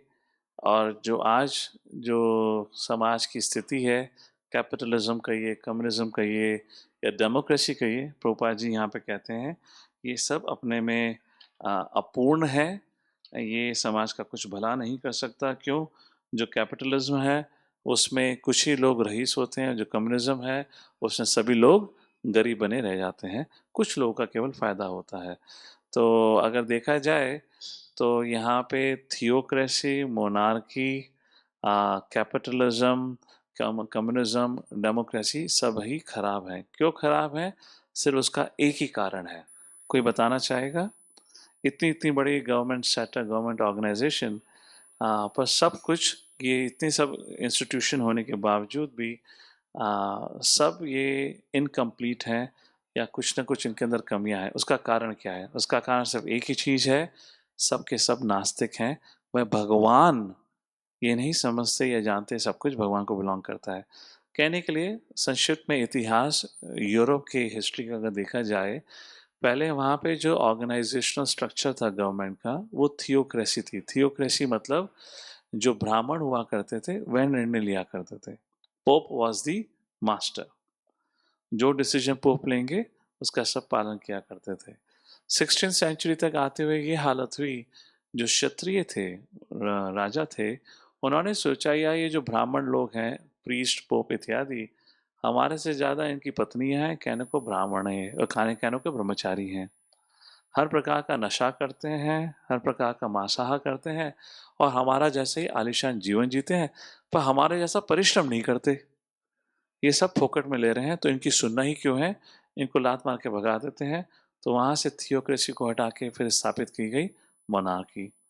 जब मोनार्की की स्थापना हुई तो क्षत्रिय रूल करने लगे। कुछ समय तक मोनार्की का राज रहा, पर जब क्षत्रिय रूल करने लगे, उनके ऊपर ब्राह्मण का मार्गदर्शन नहीं था, तो वे क्षत्रिय करप्ट हो जाते हैं और वह वैश्य का शोषण करने लगते हैं, क्योंकि कमाता कौन है धन? वैश्य। टैक्स कौन देता है? वैश्य। तो वैश्य सोचने लगे यार कम कमाते हमें, सब कुछ हम मेहनत करते हैं, और ये क्षत्रिय बेवजह में हम पे अत्याचार कर रहा है। सो दे स्टार्टेड देयर कहते हैं मूवमेंट। ये फ्रेंच रेवोल्यूशन के नाम से इसको कहा जाता है। ये 1789 में हुआ था। Oh by the way I have a presentation for it, please show the presentation, तो आपको समझ आएगा। Theocracy to democracy. तो शुरुआत होती है, अब मैं रिपीट तो नहीं करूँगा, बात कर चुके हैं। Protestant reformation. तो ये प्रोटेस्टेंट रिफॉर्मेशन क्या था? ये जर्मन मॉन्क थे जिनका नाम था मार्टिन लूथर, उनके द्वारा ये प्रोटेस्ट किया गया था और तब शुरू हुआ था प्रोटेस्टेंट चर्च। ये क्या था? ये रिफॉर्मेशन थी, ये रेवोल्यूशन था उन ब्राह्मणों के द्वारा, जो कुछ करप्ट ब्राह्मणों के द्वारा समाज में everyone was exploited by some corrupt brahmanas who were the rulers, who were the decision maker like Pope. तो इनको सपोर्ट किया था आपके वहाँ के उस समय क्षत्रियों ने। और ये जो संघर्ष है कैथोलिक और प्रोटेस्टेंट्स के बीच में, एक करीबन 100 साल लंबा संघर्ष चला था। And there was lot of bloodshed. ये उस प्रकार से, और करीबन 17वीं शताब्दी में प्रोटेस्टेंट चर्च की स्थापना हुई, और उस पार उस समय फिर क्षत्रिय जो थे वह डिसीजन मेकर बनते हैं। उसके बाद बात आती है फ्रेंच रेवोल्यूशन की, 1789। कहा जाता है जनता उस समय के राजा लुइस के पास पहुंचते हैं और कहते हैं अरे हमारे राज्य में बहुत भुखमरी फैली हुई है, कामकाज नहीं है, रोजगार नहीं है, आप कुछ तो करिए, हम पे खाने के लिए ब्रेड भी नहीं है। तो राजा कहता है ओ ब्रेड नहीं है, केक खा के सो जाओ। तो लोगों तब पता चलता है इस महाशय को कुछ नहीं पता धरती पे क्या चल रहा है, ये अपने राजमहल में ऐश कर रहा है। तो उस प्रकार से फ्रेंच रेवोल्यूशन शुरू हुआ, जो करीबन 10 साल या 11 साल लंबा ये फ्रेंच रेवोल्यूशन चलता है, जहाँ पे वैश्य जो है वह कंट्रोल अपने हाथ में ले लेते हैं। और जब वैश्य कंट्रोल अपने हाथ में ले लेते हैं तो तब आता है कैपिटलिज्म। तो theocracy to monarchy to capitalism का जन्म होता है। जब कैपिटलिज्म का जन्म होता है तो फिर जो शूद्र होते हैं उनको लगता है अरे हमारा शोषण हो रहा है। और उदाहरण आता है आपका रशियन रेवोल्यूशन, जो तकरीबन 1900 ये फर्स्ट वर्ल्ड वॉर की बात है, 1912 के बाद शुरू हुआ था। तो क्या कहानी आती है इस रशियन रेवोल्यूशन की? रशिया या यूएसएसआर अपने में बहुत बड़ा किंगडम रहा है बहुत समय से। तो जब ये युद्ध होता है फर्स्ट वर्ल्ड वॉर, जो राजा थे, this was all this Russia was still under the monarchy kind of a thing. तो वो जो राजा था जब उसके राज्य पे हमला होता है तो सेना को ऑर्डर करते हैं कि जाओ युद्ध लड़ो। ना रशिया का या यूएसएसआर का जो डेमोग्राफी वो इस प्रकार से है, maximum portion major part of the land is उसमें विंटर सीजन बहुत भयानक होता है, is heavy snowfall and negative temperature. तो रशिया जो था फर्स्ट वर्ल्ड वॉर हारा इसलिए नहीं कि उसके पास क्षमता नहीं थी युद्ध लड़ने के लिए, हारा इसलिए राजा अपना 1 महीने के लिए युद्ध के समय हॉलीडे मनाने के लिए चला जाता है अपने हॉलीडे मेंशन में। और यहाँ जो सोल्जर्स थे उनके पास ना खाने का सप्लाई था, ना कपड़ों का सप्लाई था, ना ही स्नो या बर्फ से ढकी हुई जमीन पर चलने के लिए जूते थे। तो अनेकों संख्या में जो सोल्जर्स थे वो भूखमारी और बीमारी के द्वारा मारे गए, इसलिए रशिया वह युद्ध हार जाता है। और उनके घर वालों सब ने मिलकर फिर ये रेवोल्यूशन स्टार्ट करा, रशियन रेवोल्यूशन। कार्ल मार्क्स ने इस कम्युनिज्म के बारे में लेट 18th सेंचुरी और अर्ली 19th सेंचुरी में चर्चा करी थी। तो रशियन रेवोल्यूशन के समय उस चीज़ को स्वीकारा जाता है और फिर 1918 में कम्युनिस्ट गवर्नमेंट का पहला एस्टैब्लिशमेंट आता है, जिसका उद्देश्य था सभी वर्ग के व्यक्तियों का एक समान कल्याण। पर कम्युनिज्म का स्थापना करते करते सेकेंड वर्ल्ड वॉर तक इसी कम्युनिस्ट रिजाइम ने सेकेंड वर्ल्ड वॉर में इतने तो हिटलर ने ज्यूस का वध नहीं किया था, बताया जाता है 40 से 50 लाख लोगों का, अपने ही देशवासियों का, पॉलिटिकल ओपोनेंट्स का, और जो मोनार्की या जो कैपिटलिज्म चाहते थे उन सब का वध किया, इत्यादि इत्यादि। और ये लंबे समय तक जो साधारण जनता है वो गरीबी में ही रही है। जैसे कि हमारे जो गुरुवर हैं जब रशिया में प्रचार करने के लिए जाते हैं, आज की तारीख में बताते हैं, एक समय था जब वो प्रचार करने के लिए जाया करते थे तो जब फ्लाइट लिया करते थे तो बताते थे फ्लाइट रशिया में उनकी स्थिति इतनी बदतर थी कि यहाँ की जो लोकल बसेस हैं भारत में उनसे कई अधिक अच्छी हुआ करती थी। मतलब टेरिबल टेरिबल कंडीशन। तो दिस वाज अ सिचुएशन। सो प्रभुपाद यहाँ बात कर रहे हैं, आपका कैपिटलिज्म हो, आपका कम्युनिज्म हो, सब बेकार है। क्यों बेकार है? उसका कारण यही है, अगर जब तक व्यक्ति का गोल अपना इंद्रिय तर्पण करना है, जब तक वह भगवान का अधिकार और भगवान को नहीं समझता, तो एक दूसरे का वह केवल शोषण करता रहेगा।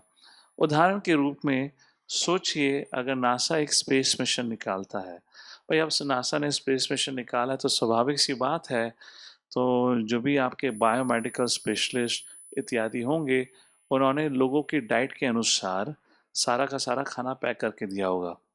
अब वो स्पेस पे 1 महीने के लिए जो गए हैं तो वहाँ पे उनके लिए उनका अपना एक कोटा है, भाई तुम्हारी ये डाइट है, क्योंकि you really can not take lot of luggage और बैगेज अलॉन्ग विद यू। तो लिमिटेड सप्लाई है, पर वो निर्धारित करी गई है। सोचिए 5 ट्रैवलर्स हैं, उनके लिए निर्धारित करा गया है। परंतु सोचिए स्पेस में जाने के बाद एक व्यक्ति दूसरे के आहार को चोरी कर कर खा लेता है। तो आप में से कितने लोग मानते हैं आप जिस मिशन के लिए ये 5 स्पेस ट्रैवलर्स गए थे स्पेस मिशन में, अब वह उसी उद्देश्य को भूल जाएंगे और आपस में लड़ने झगड़ने लगेंगे कि मेरा आहार किसने चोरी करा, हाँ या ना?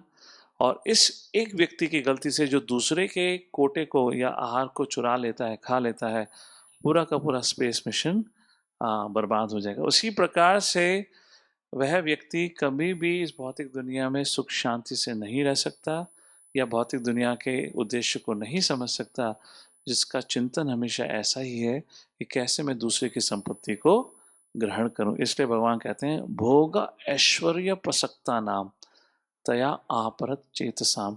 जिसकी चेतना का अपहरण हो गया है भोग और ऐश्वर्य की इच्छा से, वे व्यक्ति कभी भी भक्ति नहीं कर सकता, भगवान को नहीं समझ सकता, इस सृष्टि के उद्देश्य को नहीं समझ सकता। ऐसा व्यक्ति सिर्फ एक ही चीज जानता है, ये दुनिया मेरे भोग के लिए है और सब लोगों का मैं शोषण करके ही भोग को स्वीकार कर सकता हूँ। उस प्रकार से इस श्लोक में चर्चा की गई है। टेक्स्ट नंबर 1, ईशवास्यम इदम सर्वम यत्किंचा जगत्याम जगत तेन त्यक्तेन भुंजिता माँ गृदा कस्य स्विद्धनम। और अब दूसरे श्लोक में बात आती है उसका क्या, जो भगवान अब सॉरी दूसरे श्लोक में चर्चा आती है उस व्यक्ति को क्या फल मिलेगा जो भगवान के नियमों का पालन करता है, जो जानता है ईशा या ईश्वर भगवान है और उसके अनुसार जो मेरे लिए निर्धारित करा गया है, अगर मैं अपना जीवन व्यतीत करूंगा तो सब कुछ सक्षम रहेगा। तो उसको फल क्या प्राप्ति होती है उसका उल्लेख आता है दूसरे श्लोक में। और जो भगवान के अधिकार को अस्वीकार करते हुए अपने आप को मालिक समझते हुए जीवन व्यतीत करता है, उसको क्या गति प्राप्त होगी, उसको तीसरे श्लोक में उसका उल्लेख किया गया है। आइए इस विषय को समाप्त करने से पहले एक बार हम इस चीज़ का समरी देख लेते हैं। प्रभुपाद जी ने तात्पर्य में किन किन चीज़ों पर बात करी है। पहले 2 पैराग्राफ में प्रभुपाद बात करते हैं जो वैदिक ज्ञान है वह अपुरुष्य है, तो 4 प्रकार के विकारों से मुक्त है। फिर ईशावास्य प्रिंसिपल की, कैसे ईश्वर सबके मालिक हैं, परा अपरा शक्ति की। फिर 5वें श्लोक में कोटा का उदाहरण दिया गया है। फिर पोजेशंस के बारे में बात करा गया है और फिर आखिरी के कुछ पैराग्राफ में बात आती है आहार को लेकर। और अंत में प्रभुपाद कहते हैं अगर हमें अपने जीवन सुख शांति से जीना है तो हमें भगवान के अधिकार को समझना होगा और ईश्वरवास्य प्रिंसिपल को समझना होगा, तभी हम जीवन व्यतीत कर सकते हैं। That's just a map like this, there's nothing. अभी मेरा आप लोगों से प्रश्न है जिसके लिए मैं आगे आ रहा था। वो प्रश्न है ऐसा, प्रश्न है कि हम इस ईश्वरवास्य प्रिंसिपल को अपने निजी जीवन में और साथ ही साथ इस्कॉन के जीवन में कैसे इसका पालन कर सकते हैं। Any one of you would like to answer? So जो अभी ऑनलाइन है आप सोच के जवाब दे सकते हैं, और जो इसको बाद में सुनेंगे आप इसका उत्तर लिखकर भेज सकते हैं। एनी थॉट्स, एनी रिफ्लेक्शन, आप इस ईश्वरवास्य कॉन्सेप्ट को अपने जीवन में कैसे लागू कर सकते हैं? और फिर हम बात करते हैं इस्कॉन के रूप में। मदर शिवानी, आपका हाथ बहुत लंबे समय से खड़ा है, शायद वो किसी प्रश्न का उत्तर था। सो ईश्वरवास्य प्रिंसिपल आप सोचेंगे प्रभु जी ये तो बहुत सरल है, हम भगवद्गीता ऑलरेडी पढ़ चुके हैं, हमें पता है भगवान मालिक हैं। अब आप इसका जवाब दीजिए। हाउ वुड यू अप्लाई ईश्वरवास्य principle in one's life, in personal life? Prabhu ji clear, Hare Krishna Prabhu ji. So मेरे हिसाब से मतलब जैसे कि अनाज ही ले लें अगर हम, तो हम कभी कभी जो ज़्यादा स्टोर जैसे कुछ अफवाहें आ जाती हैं कि अरे ऐसा ऐसा कुछ त्रासदी होने वाली है, इकट्ठा कर लो, जैसे कोविड टाइम्स में था। तो हमें पता है कि हम 10 किलो 20 किलो ज़्यादा आटा नहीं खा सकते, लेकिन वहाँ पे हम 50 60 70 किलो का स्टॉक कर लेते हैं, जिससे औरों को भी दिक्कत हो सकती है। जैसा हमने भी यूएस में भी देखा था कि वहाँ पे राइस मतलब इंडिया ने एक्सपोर्ट बंद किया था, तो वहाँ के लोग एक दूसरे को चढ़ चढ़ करके वो राइस के बैग्स उठा उठा के ले रहे थे कि अरे हम 100 दिन का ले लें, 200 दिन का राइस इकट्ठा कर लें। तो जितने की जरूरत थी उसके बियॉन्ड भी जाकर के लोग इकट्ठा करने का प्रयास कर रहे थे। तो मतलब एक स्टॉकिंग मेंटालिटी जो होती है हम सभी के अंदर, तो वो एक मेरे हिसाब से प्रभु जी ईशावास्यम प्रिंसिपल के अगेंस्ट। ठीक है, पर्सनल लाइफ में कैसे इसको लागू कर सकते हैं, ये तो एक जेनरिक आंसर हो गया। आप अपने जीवन में कैसे लागू करेंगे? करेक्ट। और क्या है? Simple living, high thinking, this was the tagline by Shrila Prabhupada. तो अपने जीवन को जटिल नहीं बनाना। You know, I remember I went for a program in one's house और बाहर बहुत सारे जूते चप्पल रखे थे। तो मैंने कहा अरे ये तो एक प्राइवेट प्रोग्राम होना था, इतनी सारी जनता कहाँ से आ गई? कम से कम 20-30 जूते, शूज एंड सैंडल्स के पेयर्स रखे हुए थे। So when my host welcome me, I went inside. मैंने कहा अरे ये तो पूरा खाली पड़ा है। मैंने कहा गेस्ट कहाँ हैं? बोले प्रभु ये तो आपने कहा था ना प्राइवेट फंक्शन है। मैंने कहा करेक्ट, प्राइवेट फंक्शन तो मैंने कहा था, पर आपके घर के बाहर ये 20 से जूते चप्पल किसके पड़े हैं? मुझे लगा गेस्ट आए हैं। तो अंदर से वाइफ आके बोलती है प्रभु जी 20 मेरी सैंडल्स हैं, 15 मेरे प्रभु के जूते हैं। मैंने कहा कि डेली एक दूसरे को पीटने के लिए उपयोग करते हो? मतलब what is the meaning of so many shoes and sandals? So simple living means जो चीज एक या दो जूते से हो सकता है, why to acquire so much? क्योंकि फिर ग्रीड आती है, फिर उस ग्रीड को पूरा करने के लिए व्यक्ति बहुत परिश्रम करता है। तो जब यहाँ बात की गई है ईश्वरवास्य प्रिंसिपल के लिए, अपनी नीड्स समझिए, कितनी नीड्स हैं उसके अनुसार से। In simple words, in personal life it means simple living and high thinking. अपना जीवन जितना हम सरल कर सकते हैं, भौतिक चीजों के प्रभाव से बचा सकते हैं, उस प्रकार से हम ईश्वरवास्य प्रिंसिपल का पालन कर पा रहे हैं। Is that okay? Making sense? Anyone needs clarification? जब आपका काम, अगर I'll give you one perfect example of this Ishavasya principle, one favorite role model in that sense for me, mother Danakeli and Prithushrava Prabhu, ये शिला प्रभुपाद जी के डिसाइपल हैं। Mother Danakeli was the PhD graduate from MIT, if I'm correct, in mathematics, something like that. And उनके husband भी, I don't remember what was the academic qualification. तो उस समय तो प्रभुपाद जी के समय सब ब्रह्मचारिणी के रूप में ज्वाइन हुआ करते थे। सो इन लोगों का कुछ साल ब्रह्मचारी जीवन बिताने के बाद आई बिलीव 1978 या 1980 में इनका विवाह होता है। और despite being highly educated, so talented, इन्होंने अपना पूरा जीवन जो है जो कार्य किया है, जिसके अनुसार अपने जीवन व्यतीत करा है, सिर्फ एक कार्य करके। उनके पास अपनी गाड़ी भी नहीं थी, they had a mini truck, they live in America, Illinois Urbana Champaign. और वो जो ट्रक था, तो his honours Romapada Swami Maharaj was saying, शुरुआत के जीवन में कई साल तक तो इनके पास एक किराए का घर भी नहीं था। Husband wife would sleep in this mini truck, और ये मिनी ट्रक किससे भरा हुआ था? ये प्रभुपादों की ग्रंथों से भरा हुआ था। तो ये 1978 या 1980 से लेकर आज तक, एटलीस्ट अभी तो पता नहीं, जब मैं अमेरिका में था तब तक उन्होंने सिर्फ एक ही प्रोफेशनल वर्क करा है। वो क्या है? प्रभुपादों के किताबों का वितरण करना। तो प्रभुपाद जी ने ही ये बताया था कि जो गृहस्थ हैं अगर चाहें मेरी किताबों का वितरण कर सकते हैं और उससे थोड़ा कमीशन लेकर अपने परिवार को चला सकते हैं। And like that they lived all their life. Despite this, जहाँ उनका इनकम इतना मिनिमल था, रोमापाद Swami Maharaj was saying once कि एक बार मैं इनके घर पे गया और वह आखिरी बार था, मैं दोबारा कभी घर पे नहीं गया। तो अभी मतलब लाइक, ओ रियली, ऐसा क्या हुआ जो एक बार गए दोबारा नहीं गए? बोले मैं इनके घर पे गया, ये लेट 90s या अर्ली 90s की बात होगी, मैं उनके घर पे गया, छोटा सरल सा घर था। बोले घर में एक फर्नीचर नाम की चीज नहीं, L shaped, U shaped, x shaped sofa तो छोड़ो, not even a single chair. somehow they managed some chair or stool for me. Okay, we had prasadam together with a minimal kitchen.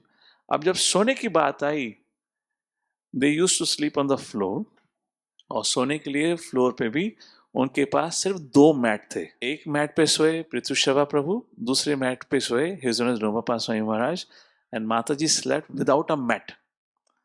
महाराज बोले मैं तैयार ही नहीं था वहां रुकने के लिए रात में, but they didn't listen to me. और पर जब अगले दिन मैं सुबह उठा तो मैंने निर्णय ले लिया था, मैं कभी इस दोबारा घर में नहीं आऊंगा, बिकॉज मेरी वजह से इन लोगों को इतनी तपस्या करनी पड़ी। And I can tell you, I wish they would visit someday in India, I will really love all of you to meet them. और जब माता जी बोलती हैं ना, वो सही में ऐसा लगता है श्रुति शास्त्र, उनकी रियलाइजेशंस ऐसे चिंगारियों के समान निकलती हैं जो हमारे हृदय में बैठा हुआ जो भी कलमश है जिसको आग लगा दे। लाइक विद दैट सिंप्लिसिटी, इतना कम होने के बावजूद वो पिछले 25-30 साल तक उन्होंने अर्बाना शैम्पेन में हर थर्सडे यूथ प्रोग्राम रखा है, जहां 50-60 से अधिक संख्या में लड़के लड़के आया करते थे। माता जी और प्रभु जी मिलकर उनके लिए प्रसाद बनाया करते थे। प्रभु जी माता जी फिर प्रवचन, कीर्तन, फिर प्रसादम वितरण किया करते थे, और उसके बाद किचन क्लीनअप किया करते थे, with a meagre salary being earned by distributing Prabhupada किताब, और उसके प्रॉफिट से वे अपना जीवन और प्रचार भी किया करते थे। I mean, I would say this is one very transcendental example of Ishavasya principle in simple life. ठीक है, अब एटलीस्ट आपको एक इंस्पिरेशन के लिए तो बता ही सकता हूँ ना मैं, पालन होना हो बात की बात है। अब ये हुआ पर्सनल लाइफ में, what would be in context of ISKCON, how would we follow Ishavasya principle in context of ISKCON? निजी जीवन में सिंपल जीवन, सरल जीवन। सो थोड़ा जटिल है, but let me give you an answer. Answer क्या है? ब्रह्मचारी, अब देखिए 2 प्रकार के वर्ग हैं प्रमुखता, brahmachari and grihastha, and vanaprastha and sannyasi is also there, but prominently there are 2 वर्गस, ब्रह्मचारी एंड गृहस्था। तो ब्रह्मचारी जो है वह अपना जीवन देता है। So how does he follows Ishavasya principle, कि जो भी कुछ मैं कर रहा हूं वह सब गुरु गौरांग का है, मैं उस पर अपना हक नहीं दिखा सकता। समझ रहे हो? Because I have dedicated my life to guru and ISKCON, तो जो भी मैं करता हूँ वह इस्कॉन का है। इसलिए मैंने कई बार कहा है, जो भी फाइनेंशियल ट्रांजैक्शंस हो, कोई अगर ब्रह्मचारी आश्रम है तो उसका धर्म बनता है हर फाइनेंशियल ट्रांजैक्शन के लिए रिसिप्ट देना, कभी भी, क्योंकि now when you travel around lot of devotees, क्योंकि ये गृहस्थ का धर्म है। तो let me finish this, then I will come to it. So ब्रह्मचार्य का धर्म है, what is the meaning of ईशावास्य प्रिंसिपल? जब सब कुछ भगवान का है तो इसको के प्रति अपना जीवन अर्पण करना। गृहस्थ के लिए वो अपना जीवन तो अर्पण नहीं कर सकते क्योंकि उनका परिवार है, समाज इत्यादि, पर भगवान पर अपने कार्यों के जो फल हैं, धनराशि भगवान की सेवा में लगाना। इसलिए there is a concept called as tithing. ये टिथिंग वैदिक कॉन्सेप्ट नहीं है, ये क्रिश्चियन कॉन्सेप्ट है। टिथिंग होता है मंथली कॉन्ट्रीब्यूशन। उस प्रकार एटलीस्ट पहले तो व्यक्ति हर अवसर पर दान देता रहता था, पर ठीक है अभी हर अवसर पर दान नहीं दे सकते, कम से कम महीने में कुछ योगदान करना चाहिए। जिस भी मंदिर से आप जुड़े हैं या जिस भी भक्त से आप जुड़े हुए हो, उनके प्रचार प्रसार की सेवा में। जो भक्त होते हैं, ब्रह्मचारी भक्त, जस्ट एन एडिशनल पॉइंट, कहीं ना कहीं कभी ना कभी कुछ ना कुछ फाइनेंशियल फ्रॉड हो ही जाता है, बेसिक इंस्ट्रक्शंस को ना समझते हुए। कभी भी कोई ब्रह्मचारी को कोई धनराशि मिलती है तो उसका कर्तव्य है, उसका धर्म है वह धनराशि इस्कॉन के अकाउंट में डिपॉजिट करना। वह कभी भी उसको अपनी जेब में नहीं रख सकता। It is not allowed. अगर वह करता है तो वो चोरी के इल्ज़ाम में, जैसे बताया गया है, not that he stealing money, but what I mean to say is, क्योंकि जब धनराशि एक गृहस्थ देता है तो धनराशि के संग संग अपना कर्म भी देता है, और कोई व्यक्ति उस धनराशि को उठा के अपनी जेब में रखकर उसका उपयोग करता है तो आपको उस कर्म को भी हैंडल करने की क्षमता होनी चाहिए। और जब नहीं होता तो ऐसे भक्त का फिर पतन हो जाता है। इसलिए इस हाथ से आया उस हाथ से राधा वृंदावन चरणों के चरणों में, क्योंकि जब हमने मंदिर में दिया है तो कर्म कौन स्वीकार रहा है? प्रभु। प्रभु या प्रभुपाद, वह उसको स्वीकार सकते हैं, न्यूट्रलाइज कर सकते हैं। उस प्रकार से धनराशि का इस्तेमाल होना चाहिए, ट्रांसपेरेंसी। अंत में शिला भक्तिविनोद ठाकुर कहते हैं, offer everything to the lord, whatever little you accept, take it as a mercy given by the Lord, then everything becomes spiritual। तो सब कुछ भगवान को अर्पण करना चाहिए और अपने लिए कुछ बचा कर रखकर जो हमने लिखा है उसको भगवान का प्रसाद समझकर ग्रहण करना चाहिए। और दूसरी चीज कहते हैं, हमेशा ध्यान रखिए ये जो सृष्टि है ये भगवान की प्रॉपर्टी है, मतलब ये भगवान के आनंद के लिए बनी है। We can pray for this realization of accepting everything as the Lord property। तो जब हम श्लोक को पढ़ते हैं तो श्लोक को पढ़ के हम भगवान से प्रार्थना कर सकते हैं, जैसे श्लोक में जोर दिया गया है सब कुछ भगवान का है, तो कृपा करके हे प्रभु आप हमें ये क्षमता दें समझने की कि ये सृष्टि आपकी है और आपके आनंद के लिए बनी है, हमें सब कुछ आपके आनंद में उपयोग करना चाहिए। उस प्रकार से इस चीज पर करी गई है। Anyways I have some questions but उस पर हम चर्चा नहीं कर पाएंगे। किसी का कोई प्रश्न इस चीज को लेकर? ईशोपनिषद जो है पर्सनल एप्लीकेशन तो है ही, साथ ही साथ प्रचार के लिए बहुत उपयोगी ग्रंथ है, उसके बारे में पास्ट में चर्चा कर चुके हैं। Any questions, any comments? किसी का कुछ क्लैरिफाई करना है? हरे कृष्णा प्रभु जी। Yes mother Shivani. या प्रभु जी, आपने जैसे बताया कि गृहस्थों को अपने जो कार्य का फल है वो सेवा में देना चाहिए भगवान के। Yes. अब अगर being a woman, if you don't have any income, okay, so in that case how we can serve Lord? Correct. In that case, of course, यहाँ पे जो बात की गई है उसके लिए कही है जो इनकम जनरेट कर रहे हैं, तो आपके जो अगर एक हाउस होल्डर हैं उनके लिए तो वह लागू नहीं होता, which is a valid point. परंतु अन्न जो है भगवान को अर्पण करके ग्रहण कर सकते हैं, बाकी सारी चीज़ें लागू होती हैं, राइट? तो क्योंकि अन्न को भी बिना ऑफर करे स्वीकारना, इसका मतलब मेरे भोग के लिए बना है, तो उस प्रकार से उसको हम वायलेट करते हैं। तो जितना हम भगवान की सेवा में उपयोग कर सकते हैं उस प्रकार से उपयोग किया जा सकता है। फाइन। नहीं प्रभु, अन्न को तो ठीक है हम ऑफर करेंगे, अगर अब जैसे अगर हम इस्कॉन से कनेक्टेड हैं, ठीक है, तो हम भी चाहते हैं ना कि हम कंट्रीब्यूट करें, बट बहुत बार ऐसी सिचुएशन बहुत से लोगों के लिए हो सकती है, बीइंग लाइक हाउस वाइफ, कि उनके पास इतना फंड्स नहीं होता, तो वो उस चीज के लिए कभी कभी बहुत मन में गिल्ट आता है कि अरे हम कुछ नहीं कर पा रहे। जैसे मंदिर में फेस्टिवल्स होते हैं, कुछ होते हैं, we want to contribute but we can not sometime because we are ultimately dependent on our prabhus. Correct. So in as that a dependent, you are free from that because you are not earning. ये उस स्थिति में है जो व्यक्ति कर्म करके फल पैदा कर रहा है। जो डिपेंडेंट है वो कैसे कर सकता है? You getting it ना? और जो आपकी गिल्ट फीलिंग है वो भी आपकी वाजिब है.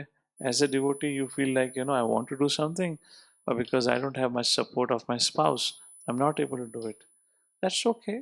पर आप अगर आप धनराशि से नहीं बस समय अपनी शक्ति से तो सेवा कर ही रहे हैं, तो पॉइंट ये जिसके बाद जो सुविधा उपलब्ध है उससे सेवा करी जाए. तो जब ये बात की जाती है ब्रह्मचारी, गृहस्थ, वानप्रस्थ, संन्यास, तो ये जेनरिक चीज कही गई है.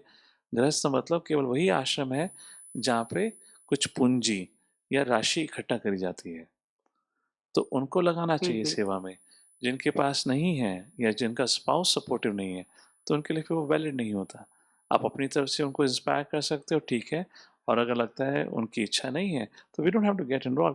बिकॉज प्लीज अंडरस्टैंड, मंदिर या भगवान हमारी धनराशि पर निर्भर नहीं करते, बल्कि हमारा सेवा करने से हमारा शुद्धिकरण होता है.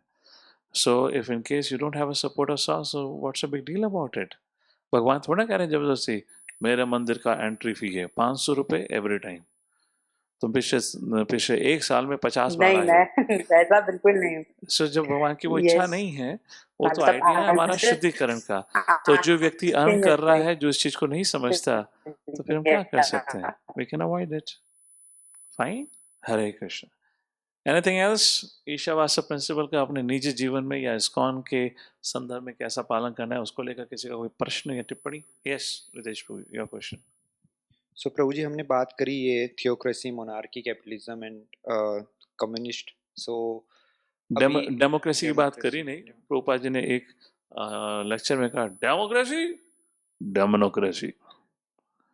डेमोक्रेसी के नाम पे राक्षसों की जनता है, राक्षसों की गवर्नमेंट है. Okay, go ahead. ओके. सो प्रभु जी, अगर वर्ल्ड के हिसाब से देखा जाए तो यही अभी फॉलो कर रहे हैं. सो हमने मतलब इस श्लोक में भी पढ़ा है कि एग्जैक्टली हमको क्या फॉलो करना चाहिए, लेकिन एज अ लार्जर पीपल हमारा क्या मतलब मोटिव होना चाहिए कि हम अगर किसी को बता रहे, सो हम डायरेक्टली प्रिंसिपल्स इस्कॉन के बताएं या फिर क्योंकि लोग पूछते हैं कि अभी पूरी जनता क्या फॉलो करे इन प्रिंसिपल्स, क्योंकि I don't know what exactly your question is, but one thought that came to my mind is, कई बार आपको ऐसा मौका मिलेगा जहाँ लोग पूछेंगे आप समाज के लिए क्या कर रहे हैं, इतनी परेशानी आ रही है, पॉपुलेशन बढ़ रहा है, पॉल्यूशन बढ़ रहा है, फलाना ढिकाना, एक्सेट्रा एक्सेट्रा. तो ये बहुत महत्वपूर्ण समझना कि जितनी सारी विपदा परेशानियाँ आ रही हैं या वेदर्स के द्वारा या कहीं पे सूखा पड़ा हुआ इत्यादि इत्यादि जो भी संकट आ रहा है, उसका कारण हम ही है, हमारा नास्तिकता. क्योंकि हम एक चोर के समान भगवान की प्रॉपर्टी को हड़प कर बैठ गए हैं और कहते हैं सब मेरा है, तो फिर तो दंड मिलेगा ही मिलेगा. और इसलिए प्रकृति अपने नियमों के अनुसार जीवात्माओं को या समाज को दंड दे रही है.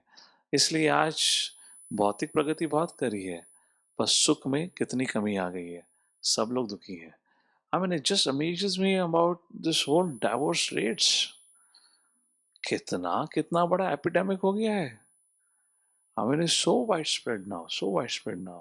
ये करके तो ये सब ये नियम भक्त प्रकृति के द्वारा दिए हुए दंड है उस प्रकार से. तो समाज में, okay, let me ask this question to you. What do you think if the government of the country becomes God conscious, what do you think what will happen to the country? अगर उस particular समाज की या देश की government जो है, administrators हैं, वो सारे गॉड कॉन्शियस हो जाएं, तो आपको क्या लगता है उससे क्या परिणाम पड़ेगा? जितनी अलग अलग प्रकार की आज विपदाएं हैं, पॉल्यूशन कंट्रोल, पॉल्यूशन, पॉपुलेशन, भुखमारी, बीमारियां, उस पर क्या फर्क पड़ेगा? रोजगार ना होना, और जो अलग अलग बीमारियां आ गई हैं हमारे गलत कार्यों से, जैसे आपका कैंसर होना, एड्स होना, इत्यादि इत्यादि, उस पर क्या फर्क पड़ेगा? आपको क्या लगता है, बताइए. Varun Prabhu, yes, go ahead.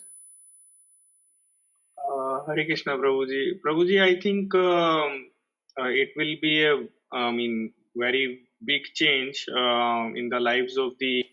Yeah. For example, if we consider the war that is going on in between countries, between the countries, especially Israel and Gaza war that is going on. Normally, the people over there, they don't follow the four regulative principle, especially they don't follow the mercy principle. They are all non-vegetarian people. And I guess like you said, nature takes its own course. So because they kill so many animals, people are killing each other and they are dying. So I guess if they become God conscious and they take to the vegetarian diet, they take to the God principles, then I guess the life would be much simpler, easier, and more thank you, friendly. Thank you. सबसे पहली चीज़, thank you for that. सबसे पहली चीज़, अगर आप ये जानते हैं ये सृष्टि, ये प्रकृति से भगवान की है, तो इसका शोषण करना बंद कर देंगे, तो आपका एयर पोल्यूशन, वाटर पोल्यूशन, ये सब अपने आप ही बंद हो जाएगा। यस और नो? केवल ये पॉल्यूशन की प्रॉब्लम समाप्त नहीं होगी, साथ ही साथ समाज में एक प्रेम और मैत्री का वातावरण रहेगा, क्योंकि केवल एक वस्तु भगवान की शक्ति नहीं है, जीव भी भगवान का अंश है। तो हम कैसे दूसरे जीव पर हिंसा कर सकते हैं? तो आपका संबंध दूसरे जीवात्माओं के संग सुधरेगा। केवल दूसरे जीवात्मा मतलब केवल मनुष्य नहीं, पशु पक्षी भी तो भगवान के अंश हैं। तो इसका मतलब जो नॉन वेज है वो खाना बंद हो जाएगा। अब ये जो शरीर है, ये शरीर मेरा नहीं है, ये शरीर भी तो भगवान का है, तो इसको मैं कैसे अब्यूज कर सकता हूँ?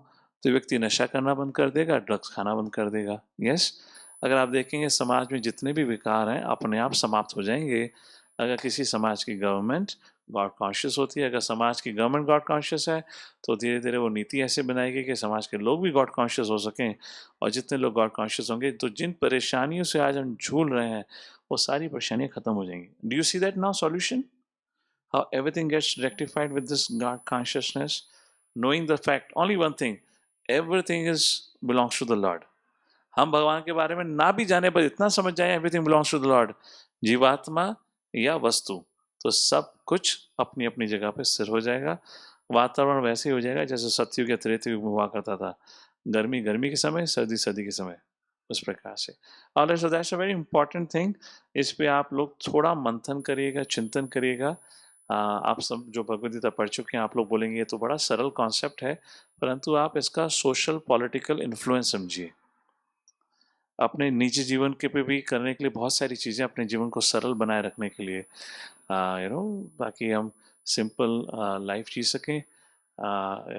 जिसकी आवश्यकता नहीं है उसको घर में ना ही रखे तो अच्छा है, क्योंकि फिर उसको मेंटेन करने में बहुत समय बर्बाद होता है। और जब हमारी बात आती है इस्कॉन के संग संबंध बनाए रखने के लिए, या इस्कॉन के प्रति सेवा, या प्रभुपाद के प्रति सेवा, तो हमें समझना चाहिए हम किस आश्रम है, उस आश्रम के अनुसार हमें अपना कर्म करना चाहिए। ये नहीं देखना चाहिए दूसरा कर रहा है नहीं कर रहा है। We should follow our duty, we should not compare with others.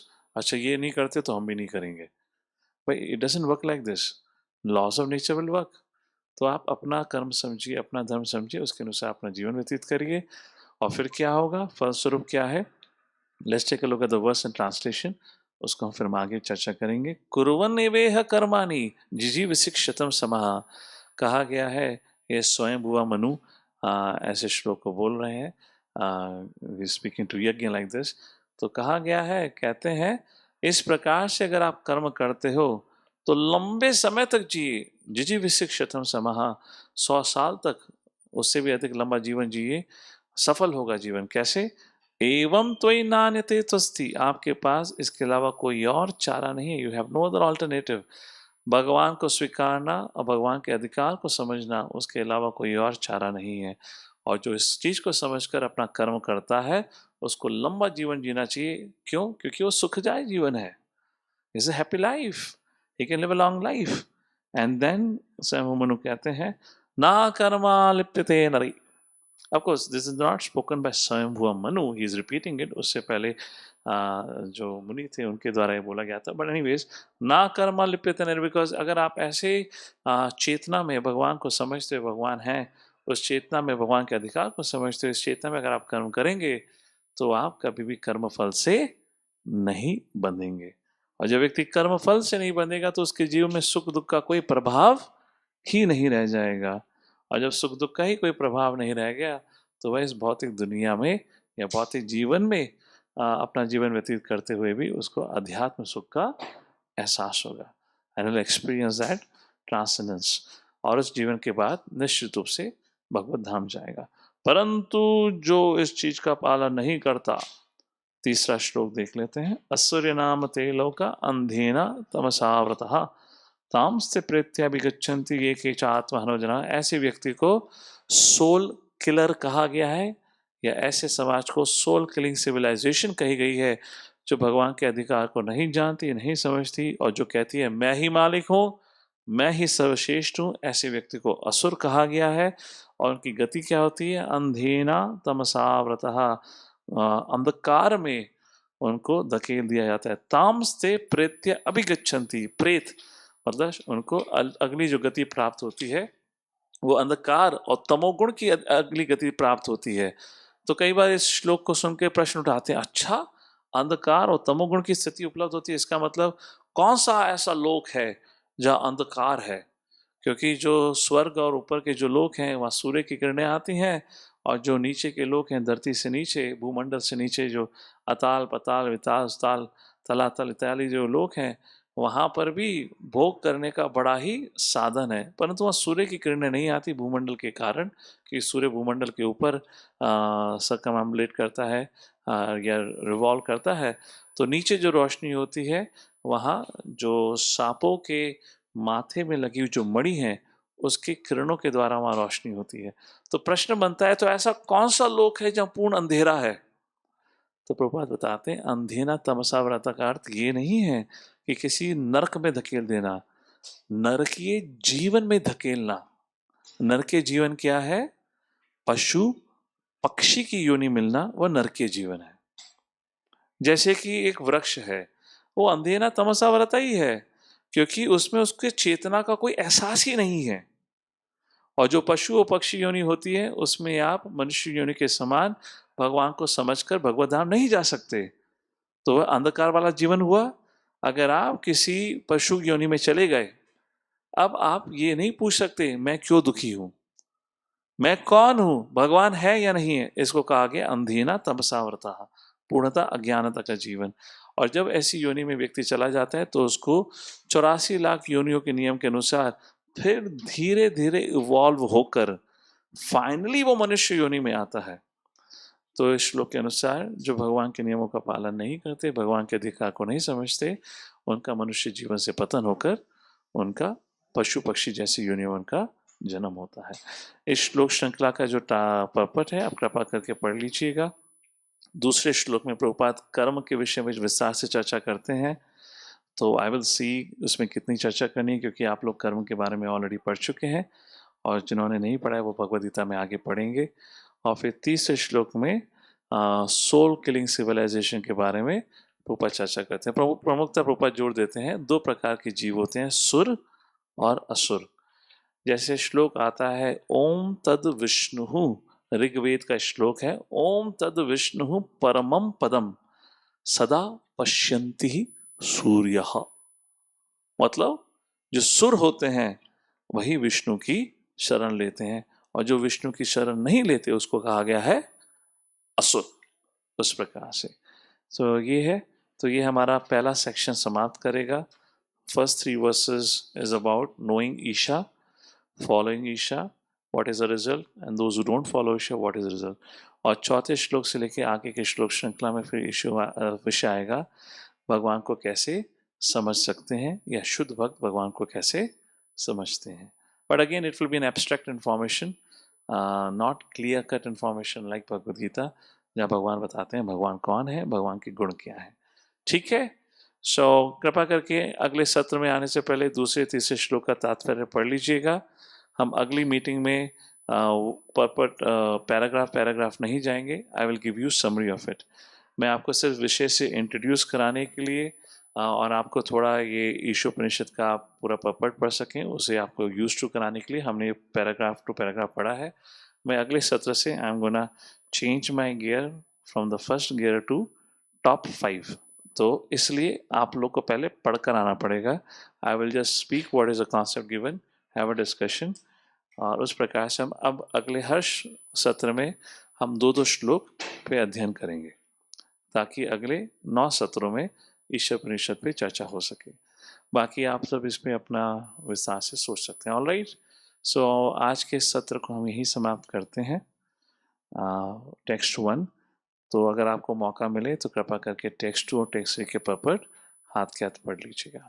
किसी का कोई आखिरी कोई प्रश्न या comment? Will take it or else will pause it for today. Hare Krishna. Jagat Guru Srila Prabhupada की जय। ईश उपनिषद की जय।